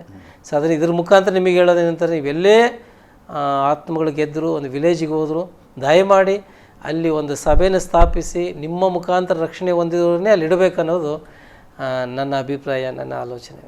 ಬಸ್ ಈಗ ನೀವು ಸೇವೆ ಮಾಡ್ತಾ ಇದ್ದೀರಿ, ನಿಮ್ಮ ಸಭೆಯಲ್ಲಿ ಎಷ್ಟು ಜನ ಸೇವೆಗಾಗಿ ಸಿದ್ಧರಾಗಿದ್ದಾರೆ? ಸೇವೆಗಾಗಿ ಈಗ ಒಂದು 5ರಿಂದ 8 ಜನ ಸಿದ್ಧರಾಗಿದ್ದಾರೆ. ಈಗ ಆಲ್ರೆಡಿ ಒಂದು 3 ಜನ ಮಾಡ್ತಾ ಇದ್ದಾರೆ ನಮ್ಮ ಜೊತೆಗೆ ಸೇರಿಕೊಂಡು. ಒಂದು 3 ಜನ ವಿಲೇಜ್ ಮಿನಿಸ್ಟ್ರಿ ಮಾಡ್ತಾ ಇದ್ದಾರೆ, ಮತ್ತು ನಮ್ಮ ಜೊತೆಗೆ ಎಲ್ಲ ರೀತಿಯಲ್ಲೂ ನಮ್ಮ ಸಮಕ್ಕೆ ಸೇವೆ ಮಾಡುವಂಥವ್ರು ಇದ್ದಾರೆ, ಅವ್ರು ಮಾಡ್ತಾ ಇದ್ದಾರೆ. ಈಗ ಮತ್ತೆ ಒಂದು 8-10 ಜನ ನಾವು ರೆಡಿ ಮಾಡ್ತಾ ಇದ್ದೇವೆ. ಸೆಲ್ ಗ್ರೂಪ್ಗಳನ್ನು ಮಾಡಿದ್ದೇವೆ, ಪ್ರೇಯರ್ ಸೆಲ್ಗಳು ಮಾಡಿದ್ದೀವಿ. ಕುಟುಂಬ ಅಲ್ಲಿ ಸೇರಿ 5-5 ಮನೆ 6 ಮನೆ ಸೇರಿ ಆರಾಧನೆ ಮತ್ತು ವಾಕ್ಯ ಕೊಡುವಂಥದ್ದು ನಾನು ಮಾಡಿದ್ದೇವೆ. ಮನೆ ಗುಂಪು ಪ್ರಾರ್ಥನೆಗಳು ಮಾಡಿದ್ದೇವೆ. ಅದರಿಂದ ತುಂಬ ಜನ ರಕ್ಷಣೆ ಹೊಂದ್ತಾ ಇದ್ದಾರೆ. ತುಂಬ ಜನ ನಮ್ಮ ವರ್ಕ್ ಅವ್ರು ಮಾಡುವಷ್ಟು ದೇವರು ಅವ್ರನ್ನ ಬೆಳೆಸಿದ್ದಾನೆ. ಸೊ ಅದನ್ನು ನಾವು ಮಾಡ್ತಾ ಇದ್ದೇವೆ. ಬಸ್ ಈ ತನಕ ನೀವು ಮಾಡಿದ ಸೇವೆಯಲ್ಲಿ ತೃಪ್ತಿ ಇದೆಯಾ ಬಸ್ ನಿಮಗೆ? ಖಂಡಿತ 100ಕ್ಕೆ 100ರಷ್ಟು ನನಗೆ ತೃಪ್ತಿ ಇದೆ. ನನಗೆ ಹೆಚ್ಚು ಜನ ಬರ್ತಾರೋ ಇಲ್ಲೋ ಅನ್ನೋ ಅದ್ರ ಬಗ್ಗೆ ಏನಿಲ್ಲ. ಬಟ್ ನಾನು ದೇವರು ಒಂದಾಗಿದ್ದೇವೆ. ದೇವರು ಕೊಟ್ಟಿರುವಂಥ ದರ್ಶನದಲ್ಲಿ ನಾನು ಸರಿಯಾಗಿ ಹೋಗ್ತಾ ಇದ್ದೇನೆ, ಪರಿಶುದ್ಧವಾಗಿ ಜೀವಿಸ್ತಾ ಇದ್ದೇನೆ. ಮುಂದೆ ದೊಡ್ಡ ಒಂದು ಗುರಿ ಇದೆ, ಒಂದು ಗೋಲ್ ಇದೆ, ಅದನ್ನು ನಾನು ಮಾಡ್ತೀನಿ ಎಂಬತಕ್ಕಂಥ ಖಂಡಿತ ನನಗೆ ತೃಪ್ತಿ ಇದೆ. ಅಂದರೆ ನೀವು ದೇವರು ನಿಮಗೆ ಅಂದರೆ ನಂಬಿಗಸ್ತನಾಗಿ ಆರಿಸಿಕೊಂಡಿದ್ದಾರೆ. ಆ ನಂಬಿಕಸ್ತಿಕೆಯನ್ನು ನೀವು ಉಳಿಸಿಕೊಂಡು ಖಂಡಿತ ಮುಂದೆ ನಡಿಬೇಕು ಅಲ್ಲ? ಖಂಡಿತ ಖಂಡಿತ ಖಂಡಿತ. ಅಂದರೆ ಆ ರೀತಿ ನಿಮ್ಮದ ಒಂದು ಮನಸ್ಸಿದೆ. ನನಗೆ ತೃಪ್ತಿ ಇದೆ. ನಾನು ಮಾಡ್ತಿರೋ ಸೇವೆಯಲ್ಲಿ ನನಗೆ ಅದು ಕೊರತೆ ಇದೆ, ಇದು ಕೊರತೆ ಇದೆ, ನನಗೆ ಸೇವೆಗೆ ಹೋಗೋಕೆ ಆಗ್ತಿಲ್ಲ, ಅಥವಾ ಅವ್ರು ಹಾಗೆ ಇವ್ರು ಹಾಗೆ ಯಾವ ಕಂಪ್ಲೇಂಟ್ಸು ಇಲ್ಲ. ನಾನು ಮಾಡ್ತಿರೋ ಸೇವೆ ಕೊರತೆ ಇದೆ, ಎಲ್ಲ ಕೊರತೆ ಇರ್ತದೆ, ಎಲ್ಲ ನಮ್ಮನೇನು ಕೊರತೆ ಇರ್ತದೆ. ಬಟ್ ಆ ಕೊರತೆಗಳ ಮಧ್ಯದಲ್ಲಿ ನಾನು ದೇವರಿಗಾಗಿ ನಾನು ಸುವಾರ್ತೆ ಸಾರ್ತಾ ಇದ್ದೇನೆ, ಆತ್ಮ ಗೆಲ್ತಾ ಇದ್ದೇನೆ, ಮತ್ತು ನಾನು ದೇವರಿಗಾಗಿ ಪರಿಶುದ್ಧವಾಗಿ ಜೀವಿಸ್ತಾ ಇದ್ದೇನೆ ಅನ್ನೋದು ಬಹಳ ಮುಖ್ಯ. ಅದು ಸೊ ಅದರಲ್ಲಿ ನಾನು ತೃಪ್ತಿ ಇದೆ. ನಾನು ಮಾಡುವ ಕೆಲಸದಲ್ಲಿ ನಾನು ಪ್ರೀತಿ ಮಾಡ್ತಾ ಇದ್ದೆ, ನಾನು ಮಾಡುವ ಸೇವೆ ನಾನು ಪ್ರೀತಿ ಮಾಡ್ತೇನೆ. ಆ ಪ್ರೀತಿ ಮಾಡೋದ್ರಿಂದ ನನಗೆ ತೃಪ್ತಿ ಇದೆ, ಬೇಸರಿಕೆ ಇಲ್ಲ. ಯಾವ ವಿಲೇಜಿಗೆ ಹೋಗಬೇಕು, ಸುವಾರ್ತೆ ಸಾರಬೇಕು ಅಂದಾಗ ನನಗೆ ಉತ್ಸಾಹದಿಂದ ಸಂತೋಷವಾಗಿ ಅವ್ರು ಕಾಲ್ ಮಾಡಿದಾಗ, ಆ ಹಳ್ಳಿಯಲ್ಲಿ ಕರೆದಾಗ ನಾನು ಭಾಳ ಸಂತೋಷವಾಗಿ ಹೋಗ್ತೇನೆ. ಅದರಲ್ಲಿ ಬೇಸರಿಕೆ ಇಲ್ಲವೇ ಇಲ್ಲ. ಬಸ್ ಈಗ ನೀವು ಸೇವೆ ಮಾಡುವಂಥ ಸಮಯದಲ್ಲಿ ನಿಮ್ಮ ಮೂಲಕ ದೇವರು ಮಾಡಿದ ಅದ್ಭುತಗಳನ್ನ ಹೇಳ್ಬೋದು? 1-2 ಸಾಕಷ್ಟು ಇದೆ. ಸಾಕಷ್ಟು ದೇವರು ಅದ್ಭುತಗಳನ್ನು ಮಾಡಿದ್ದಾನೆ. ದುಷ್ಟಶಕ್ತಿಗಳಿಂದ ಸಾಕಷ್ಟು ಜನ ಬಿಡುಗಡೆ ಹೊಂದಿದ್ದಾರೆ, ಮಾಟ ಮಂತ್ರ ಶಕ್ತಿಯಿಂದ ಬಿಡುಗಡೆ ಹೊಂದಿದ್ದಾರೆ.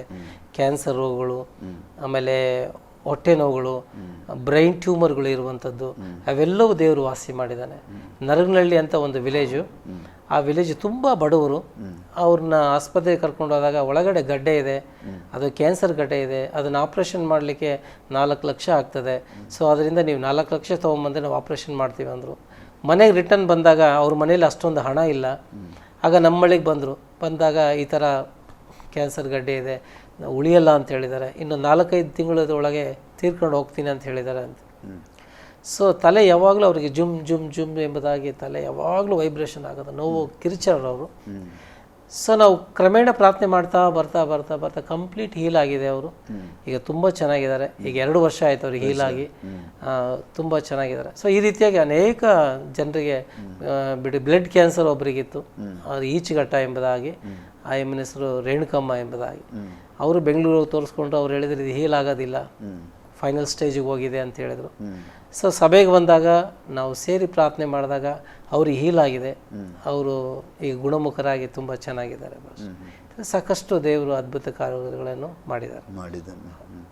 ಅಂದರೆ ದೇವರು ನಿಮ್ಮ ಜೊತೆಲಿ ಇದ್ದಾನಂತ ದೇವರು ತೋರಿಸ್ಕೊಡ್ತಾ ಇದ್ದಾನೆ ಜನರಿಗೆ. ದೇವರು ಖಂಡಿತ ಸೂಚಕ ಕಾರ್ಯ, ಅದ್ಭುತ ಕಾರ್ಯ ಆಗೋದು ದೇವರ ಪ್ರಸನ್ನತೆಯಲ್ಲಿ ಇದ್ದ ನಿಮಿತ್ತವಾಗಿ ಆಗ್ತದೆ, ಇಲ್ಲದ್ರೆ ಖಂಡಿತವಾಗಿ ಆಗಲ್ಲ.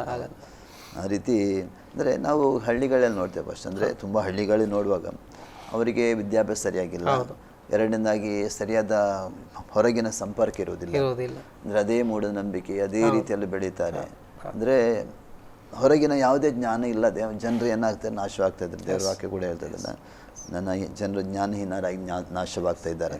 ಆ ರೀತಿ ಅಂದರೆ ಯಾವುದೇ ಹೊರಗಿನ ಸಂಪರ್ಕ ಇಲ್ಲದೆ ಅವರು ಒಳಗಿಂದೊಳಗೆ ಏನಾಗ್ತದೆ, ಮಾಟ ಮಂತ್ರಗಳು ಮತ್ತು ದೆವ್ವಗಳು, ಭೂತಗಳು ಇದರಿಂದಲೇ ಒಳಗೊಂಡು ಸುಮಾರು ಮನೆಗಳಿಗೆ ಹೋದಾಗ ಪಾಸ್ಟ್ರೆ ಅವ್ರು ಹೇಳ್ತಾರೆ, ನೀವು ಯಾಕೆ 2 ವರ್ಷ ಮುಂಚೆ ಬರಬಾರ್ದು, ಯಾಕೆ ನೀವು 1 ವರ್ಷ ಮುಂಚೆ ಬರಬಾರ್ದು, ಯಾಕೆ 6 ತಿಂಗಳು ಮುಂಚೆ ಬರಬಾರ್ದು, ಮಾಟದಿಂದ ನನ್ನ ಮಗ ತೀರಿ ಹೋದ, ಕಾಯಿಲೆಯಿಂದ ನನ್ನ ಮಗಳು ತೀರಿ ಹೋದ್ಲು, ನೀವು 2 ತಿಂಗಳು ಮುಂಚೆ ಬಂದಿದ್ರೆ ನನ್ನ ಮಗಳು ಉಳಿತಾ ಇದ್ರು ಎಂಬುದಾಗಿ ತುಂಬ ಜನ ಕಣ್ಣೀರಾಗ್ತಾರೆ, ಅಳ್ತಿದ್ದಾರೆ. ಸೊ ಅಂದರೆ ಜನರಿಗೆ ಒಂದು ಬಿಡುಗಡೆ ಬೇಕು, ಸಿಕ್ಕುವುದಿಲ್ಲ ಎಲ್ಲೂ ಕೂಡ. ನೋಡಿ, ನಾನು ಕಳೆದ ಸಮಯಗಳಲ್ಲಿ ಈ ಭದ್ರಾವತಿ, ಶಿವಮೊಗ್ಗ, ಚಳ್ಳಕೆರೆ ಆ ಸೈಡಿಗೆ ಹೋಗಿದ್ದೆ. ಜನರದ್ದೊಂದು ಅವರದ್ದು ಗೋಳಾಟ, ದುಃಖ ನೋಡುವಾಗ ಉಂಟಲ್ಲ, ಅಂದರೆ ಅವರ ಸಮಾಧಾನಕ್ಕಾಗಿ, ಅವರ ಆರೋಗ್ಯಕ್ಕಾಗಿ ಏನೆಲ್ಲ ಅವರು ಮಾಡ್ತಾರೆ. ಅವರದ್ದು ಇದ್ದದೆಲ್ಲ ಮಾರಿ ಆಸ್ತಿ ಪಾಸ್ತಿ ಕೂಡ ಮಾರ್ತಾರೆ, ಆದರೆ ಜಮೀನು ಮಾರ್ತಾರೆ, ಸಾಲ ತಗೊಳ್ತಾರೆ, ಒಡವೆ ಮಾರ್ತಾರೆ, ಎಲ್ಲವನ್ನು ಕಳ್ಕೊಂಡು ಅವರು ಕೊನೆಗೆ ಯೇಸುವನ್ನು ಹುಡುಕೊಂಡು ಬರುವಂತ. ಯಾರಾದ್ರೂ ಸ್ವಲ್ಪ ಸುವಾರ್ತೆ ಹೇಳಿದ ತಕ್ಷಣ ದೇವ್ರನ್ನ ನಂಬಿಡ್ತಾರೆ, ನಂಬಿದ ತಕ್ಷಣ ಜೀವನ ಪರಿವರ್ತನೆ, ಆರೋಗ್ಯದಲ್ಲಿ ಸುಧಾರಣೆ, ಆರೋಗ್ಯ ಬರ್ತದೆ, ಕುಟುಂಬದಲ್ಲಿ ಸಮಾಧಾನ ಬರ್ತದೆ. ಅನೇಕ ಸಾಕ್ಷಿ ಕುಡುಕದನಿಂದ ದೇವರು ಬಿಡಿಸ್ತಾನೆ. ಏನೇನು ಸಂಗತಿ ಅವ್ರ ಜೀವಿತದಲ್ಲಿ ಇರ್ತದೆ, ಅವ್ರ ಜೀವಿತದಲ್ಲಿ ದೊಡ್ಡ ಕಾರ್ಯ ನಂಬ್ತಾರೆ ಅವರು.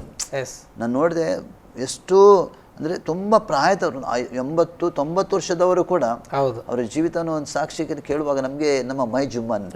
ಅಂದರೆ ಆ ಪ್ರಾಯದಲ್ಲಿ ಅವರು ದೇವರನ್ನು ಕಂಡುಕೊಂಡು ಹೇಗೆ ಸಮಾಧಾನ ಇದ್ದಾರೆ ಅಂತ ನೋಡಿ ನಮಗೆ ಒಂದು ತುಂಬ ಸಂತೋಷ ಆಗ್ತದೆ. ಅಂದರೆ ಈ ಪರಿಸ್ಥಿತಿ ಹಳ್ಳಿಯಲ್ಲಿ ಉಂಟು. ಅದೇ ರೀತಿ ದೇವರು ನಿಮಗೆ ಹಳ್ಳಿಯಲ್ಲೇ ಸೇವೆ ಕೊಟ್ಟಿದ್ದಾರೆ, ಅದೇ ರೀತಿ ಆ ರೀತಿ ನಿಮಗೆ ಉಪಯೋಗ ಕೂಡ ಮಾಡ್ತಾ ಒಳ್ಳೇದು ಭಾಷೆ. ಚೆನ್ನಾಗಿ ನೀವು ಸೇವೆ ಮಾಡಿ ದೇವ್ರ ಮುಂದೆ ಕೂಡ ನಮ್ಮನ್ನು ನಡೆಸಲಿ ಅದೇ ರೀತಿ. ಬಸ್ ಈಗ ನಿಮ್ಮ ಮುಂದಿನ ಗುರಿ ಅಥವಾ ದರ್ಶನ ಏನೇನು ಇಟ್ಟಿದ್ದೀರಿ? ಮುಂದಿನ ಗುರಿ ಅಂದರೆ ನಾನು ಪ್ರತಿಯೊಂದು ವಿಲೇಜ್ಗಳಲ್ಲಿಯೂ ಸಭೆಯನ್ನು ಸ್ಥಾಪಿಸ್ಬೇಕು, ಮಿಷನರಿಗಳನ್ನ ಎಬ್ಬಿಸ್ಬೇಕು, ಅಪೋಸ್ತಲನ್ನ ಎಬ್ಬಿಸ್ಬೇಕು, ಎಲ್ಲ ಪ್ರಾಂತ್ಯಕ್ಕೆ ಕಳಿಸ್ಬೇಕು. ಅದು ನನ್ನ ಭಾಳ ಉದ್ದೇಶ, ಗುರಿಯಾಗಿದೆ. ಫಸ್ಟ್ ನಾವು ನಮಗಿರುವಂಥ ಸಭೆ ಸಾಕು ಅಂತ ನಾವು ಯಾವತ್ತೂ ಇರಬಾರ್ದು. ಒಂದು ಸಭೆ ಇದೆ, 150-200 ಜನ ಇದ್ದಾರೆ, ಅಷ್ಟಕ್ಕೆ ಸಾಕು ಅಂತ ನಿಲ್ಲಿಸಬಾರ್ದು. ಪ್ರತಿಯೊಂದು ವಿಲೇಜ್ಗಳಲ್ಲಿ ಒಬ್ಬೊಬ್ಬ ಮಿಷನರಿಗಳನ್ನು ಕಳಿಸ್ಬೇಕನ್ನೋ ಒಂದು ಉದ್ದೇಶ ಭಾಳವಾಗಿದೆ. ಫಸ್ಟ್ ಅದು ನನ್ನೊಳಗೆ ಯಾವಾಗಲೂ ಪ್ರೇರೇಪಣೆಗೊಳ್ತಾ ಇದೆ. ಫಸ್ಟ್ ಈಗ ಸುವಾರ್ತೆ ಸಾರದ ನಿಮಿತ್ತವಾಗಿ ಏನುಂಟಾಗ್ತದೆ ಅಲ್ಲಿ? ಸುವಾರ್ತೆ ಸಾರದ ನಿಮಿತ್ತವಾಗಿ ಅಲ್ಲಿರುವಂಥ ಕತ್ತಲೆ ಹೊರಟು ಹೋಗಿ ಬೆಳಕು ಜನರಲ್ಲಿ ಬರಲಿಕ್ಕೆ ಸ್ಟಾರ್ಟ್ ಆಗ್ತದೆ.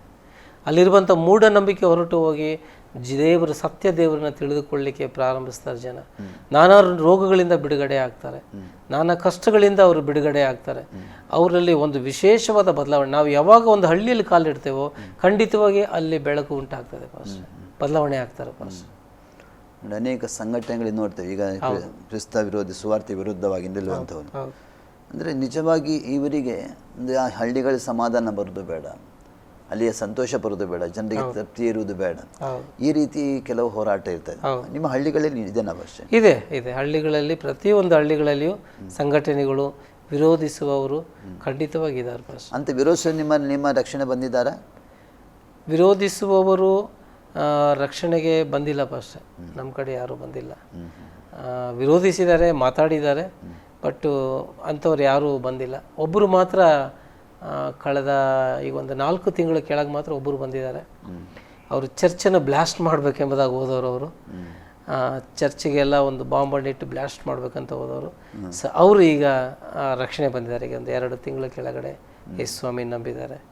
ಸೊ ರಕ್ಷಣೆ ಹೊಂದಿದ್ದಾರೆ ಪಾಸ್ಟರ್. ಹಾಗೆ ಚರ್ಚಿಗೆ ಬರ್ತಾ ಇದ್ದಾರೆ ಅವರು. ಅಂದರೆ ನಾವು ಸತ್ಯವೇದದಲ್ಲಿ ನೋಡುವಾಗ ಪೌಲನ ವಿಷಯದಲ್ಲಿ ನೋಡ್ತಾರಲ್ಲ, ಅವನಿಗೆ ದೇವರ ವಾಕ್ಯದ ಸತ್ಯ ಗೊತ್ತಿಲ್ಲ.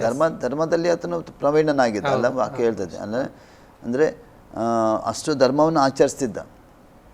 ಧರ್ಮದಲ್ಲಿ ಆತನು ತುಂಬ ವೈರಾಗ್ಯವಾಗಿದ್ದ. ಅದು ಸತ್ಯ ಗೊತ್ತಿರಲಿಲ್ಲ. ಅದಕ್ಕಾಗಿ ಏನು ಮಾಡ್ತಿದ್ದವ, ಸಭೆಗಳನ್ನು ವಿರೋಧಿಸ್ತಿದ್ದ, ದೇವಜನನ್ನು ವಿರೋಧಿಸ್ತಾ, ದೇವ ಸೇವಕರನ್ನು ವಿರೋಧಿಸ್ತಾ, ಹೊಡೆದ, ಬಂದ ಜೈಲಿನಲ್ಲಿ ಹಾಕಿದ ಅಲ್ಲ, ಇದಂತೆಲ್ಲ ಕಾರ್ಯ ಮಾಡಿದ. ಯಾವಾಗ ಆತನ ಕರ್ತನ ಮುಟ್ಟಿದ, ಎನ್ಕೌಂಟರ್ ಮಾಡಿದವರು, ಅವನ ಜೀವಿತ ಬದಲಾಯಿತು ಅಲ್ಲ. ಅವನು ಹೇಳ್ತಾನೆ, ಕರ್ತನಿಗಾಗಿ ನಾನು ಸಾಯಲು ಕೂಡ ಸಿದ್ಧನಿದ್ದೆ ಅಲ್ಲ. ಆ ರೀತಿ ದೇವರು ಕಾರ್ಯ ಮಾಡ್ತಾನೆ ಒಬ್ಬನೇ. ಅಂದರೆ ಈ ನಿಜವಾಗಿ ವಾಕ್ಯದಲ್ಲಿ ಒಂದು ಬಿಡುಗಡೆ ಇದೆ.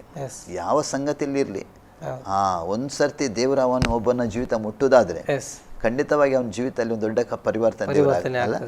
ಅಂದರೆ ಅವರ ಹಿಂದಗಡೆ ಹೋರಾಟ ಇರ್ತದೆ. ನಿಜವಾಗಿ ಪೌಲನ ಹಿಂದಗಡೆ ಹೋರಾಟ ಇತ್ತು. ಅಂದರೆ ದೇವರ ವಾಕ್ಯವನ್ನು ವಿರೋಧಿಸುವಂಥ, ಸತ್ಯವನ್ನು ವಿರೋಧಿಸುವಂಥ. ಯಾವಾಗ ದೇವರೇ ಆತನ ಮುಟ್ಟಿದನೋ ಹೋರಾಟ ಹೋಯಿತು. ಕರ್ತನ ದಾಸನ ಸಂಪೂರ್ಣ ಬದಲಾವಣೆ ಉಂಟಾಯಿತು. ಅಂದರೆ ಸೌಲನಿದ್ದ ಆತನು ಪೌಲನಾಗಿ ಪರಿವರ್ತನೆ ಆದ. ಖಂಡಿತವಾಗಿ ಫಸ್ಟ್ ನಮ್ಮ ಈ ಆಶ್ರಯ ಟಿವಿಯಲ್ಲಿ ಬಂದು ನಿಮ್ಮ ಸಾಕ್ಷಿಯನ್ನು ಹೇಳಿದ್ದೀರಿ ನೀವು. ಖಂಡಿತವಾಗಿ ದೇವರು ಇನ್ನೂ ಕೂಡ ನಿಮ್ಮನ್ನು ಶಕ್ತವಾದ ರೀತಿಯಲ್ಲಿ ಆ ಸೇವೆಯಲ್ಲಿ ಉಪಯೋಗಿಸಲಿ.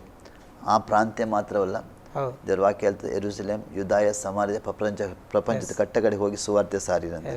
ಆ ರೀತಿ ದೇವರು ನಿಮ್ಮನ್ನು ನಡೆಸಲಿ, ನಿಮ್ಮ ಪ್ರಾಂತ್ಯ ವಿಸ್ತರಿಸಲಿ ದೇವರು. ಮತ್ತು ವಿಶೇಷವಾಗಿ ನಿಮ್ಮ ಎಲ್ಲ ಕೊರತೆಗಳನ್ನು ದೇವರ ನೀಗಿಸಲಿ. ಪರಲೋಕದ ಸಕಲ ಆಶೀರ್ವಾದ, ವಾಕ್ಯ ಹೇಳ್ತದೆ ಯಾಕೋಬ 1:17 ಎಲ್ಲ ವರದಾನಿಗೆ ಮೂಲ ಕಾರಣದ ಬೆಳಕಿಗೆ ಮೂಲ ಕಾರಣ ದೇವರಿಂದ ಬರುವುದಂತ. ಆ ರೀತಿ ದೇವರು ನಿಮ್ಮನ್ನು ತುಂಬಿಸಿ ಇನ್ನೂ ಕೂಡ ಶಕ್ತವಾದ ರೀತಿ ಉಪಯೋಗಿಸಲಿ ನಮ್ಮ ಪ್ರಾರ್ಥನೆ ಆಗಿದೆ.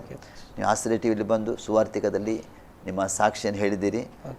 ಖಂಡಿತವಾಗಿ ದೇವರು ನಿಮ್ಮನ್ನು ಆಶೀರ್ವಾದ, ನಿಮ್ಮ ಕುಟುಂಬವನ್ನು, ನಿಮ್ಮ ಸೇವೆಯನ್ನು, ಸಭೆಯನ್ನು ಆಶೀರ್ವಾದ ಮಾಡಲಿ ಅಂತ ನಮ್ಮ ಪ್ರಾರ್ಥನೆ ಆಗಲಿ. ವಂದನೆಗಳು. ನೀವು ಸಹ ಆಶ್ರಯ ಟಿವಿಯ ಮುಖಾಂತರವಾಗಿ ಅನೇಕರಿಗೂ ಈ ಒಂದು ಗಾಸ್ಪಲ್ ತಿಳಿಸುವಂತೆ ನೀವು ನಮ್ಮನ್ನು ಕರೆದು ಭೇಟಿ ಮಾಡಿದ್ದಕ್ಕಾಗಿ ನಿಮಗೆ ನಾವು ವಂದನೆ ತಿಳಿಸ್ತೀವಿ. Thank you. ಪ್ರಿಯ ಆಶ್ರಯ ಟಿವಿ ವೀಕ್ಷಕರೇ, ಇವಾಗಲೇ ನೀವು ಸೇವಕರ ಸಾಕ್ಷಿಯನ್ನು ಕೇಳಿದಿರಿ. ಸುವಾರ್ತಿಕದಲ್ಲಿ ಪಾಸ್ಟರ್ ಸೈಮನ್ ಕುಮಾರ್ ಅಂತ ದಾವಣಗೆರೆ ಸೇವೆ ಮಾಡ್ತಾ ಇದ್ದಾರೆ. ಅವರ ಸೇವೆ ಬಗ್ಗೆ ನೀವು ಕೇಳಿದಿರಿ. ಅವರಿಗಾಗಿ, ಅವರ ಕುಟುಂಬಕ್ಕಾಗಿ, ಸೇವೆಗಾಗಿ ಪ್ರಾರ್ಥನೆ ಮಾಡಿರಿ. ಶಕ್ತವಾದ ರೀತಿ ದೇವರ ಮುಂದಿನ ದಿನಗಳ ಸೇವೆಯನ್ನು ಉಪಯೋಗಿಸ್ತಕ್ಕ, ಅಷ್ಟು ಮಾತ್ರವಲ್ಲ, ಸಕಲ ಸಹಾಯ ಪರಲೋಕದ ಅವರಿಗೆ ಒದಗಿಸಿ ಬರುವುದಕ್ಕಾಗಿ, ಅವರ ದರ್ಶನಗಳು ವಿಸ್ತಾರವಾಗುವುದಕ್ಕಾಗಿ, ಅವರ ಸೇವಾ ಪ್ರಾಂತ್ಯ ವಿಸ್ತರಿಸೋಕ್ಕಾಗಿ ಅವ್ರನ್ನ ಪ್ರಾರ್ಥನೆ ಮಾಡಿರಿ. ಅವರ ಕುಟುಂಬಕ್ಕಾಗಿ, ಅವರ ಸಭೆಗಾಗಿ ತಿರುಗಿ ನಾನು ಹೇಳ್ತೇನೆ, ಪ್ರಾರ್ಥನೆ ಮಾಡಿರಿ. ದೇವರು ಇನ್ನೂ ಕೂಡ ಶಕ್ತವಾದ ನಮ್ಮ ಸೇವೆಯಲ್ಲಿ ಉಪಯೋಗಿಸಿದಕ್ಕ. ಪ್ರಿಯರೇ, ಈತನಿಗೆ ಆಶ್ರಯ ಟಿವಿಯಲ್ಲಿ ಸುವಾರ್ತಿಕ ಕಾರ್ಯಕ್ರಮ ನೋಡ್ತಾ ಇದ್ದೀರಿ. ಮುಂದೆ ಇನ್ನೊಂದು ಸುವಾರ್ತಿಕ ಕಾರ್ಯಕ್ರಮ ಬರುವ ತನಕ ವೀಕ್ಷಿಸ್ತೀರಿ ಆಶ್ರಯ ಟಿವಿ. ವಂದನೆಗಳು.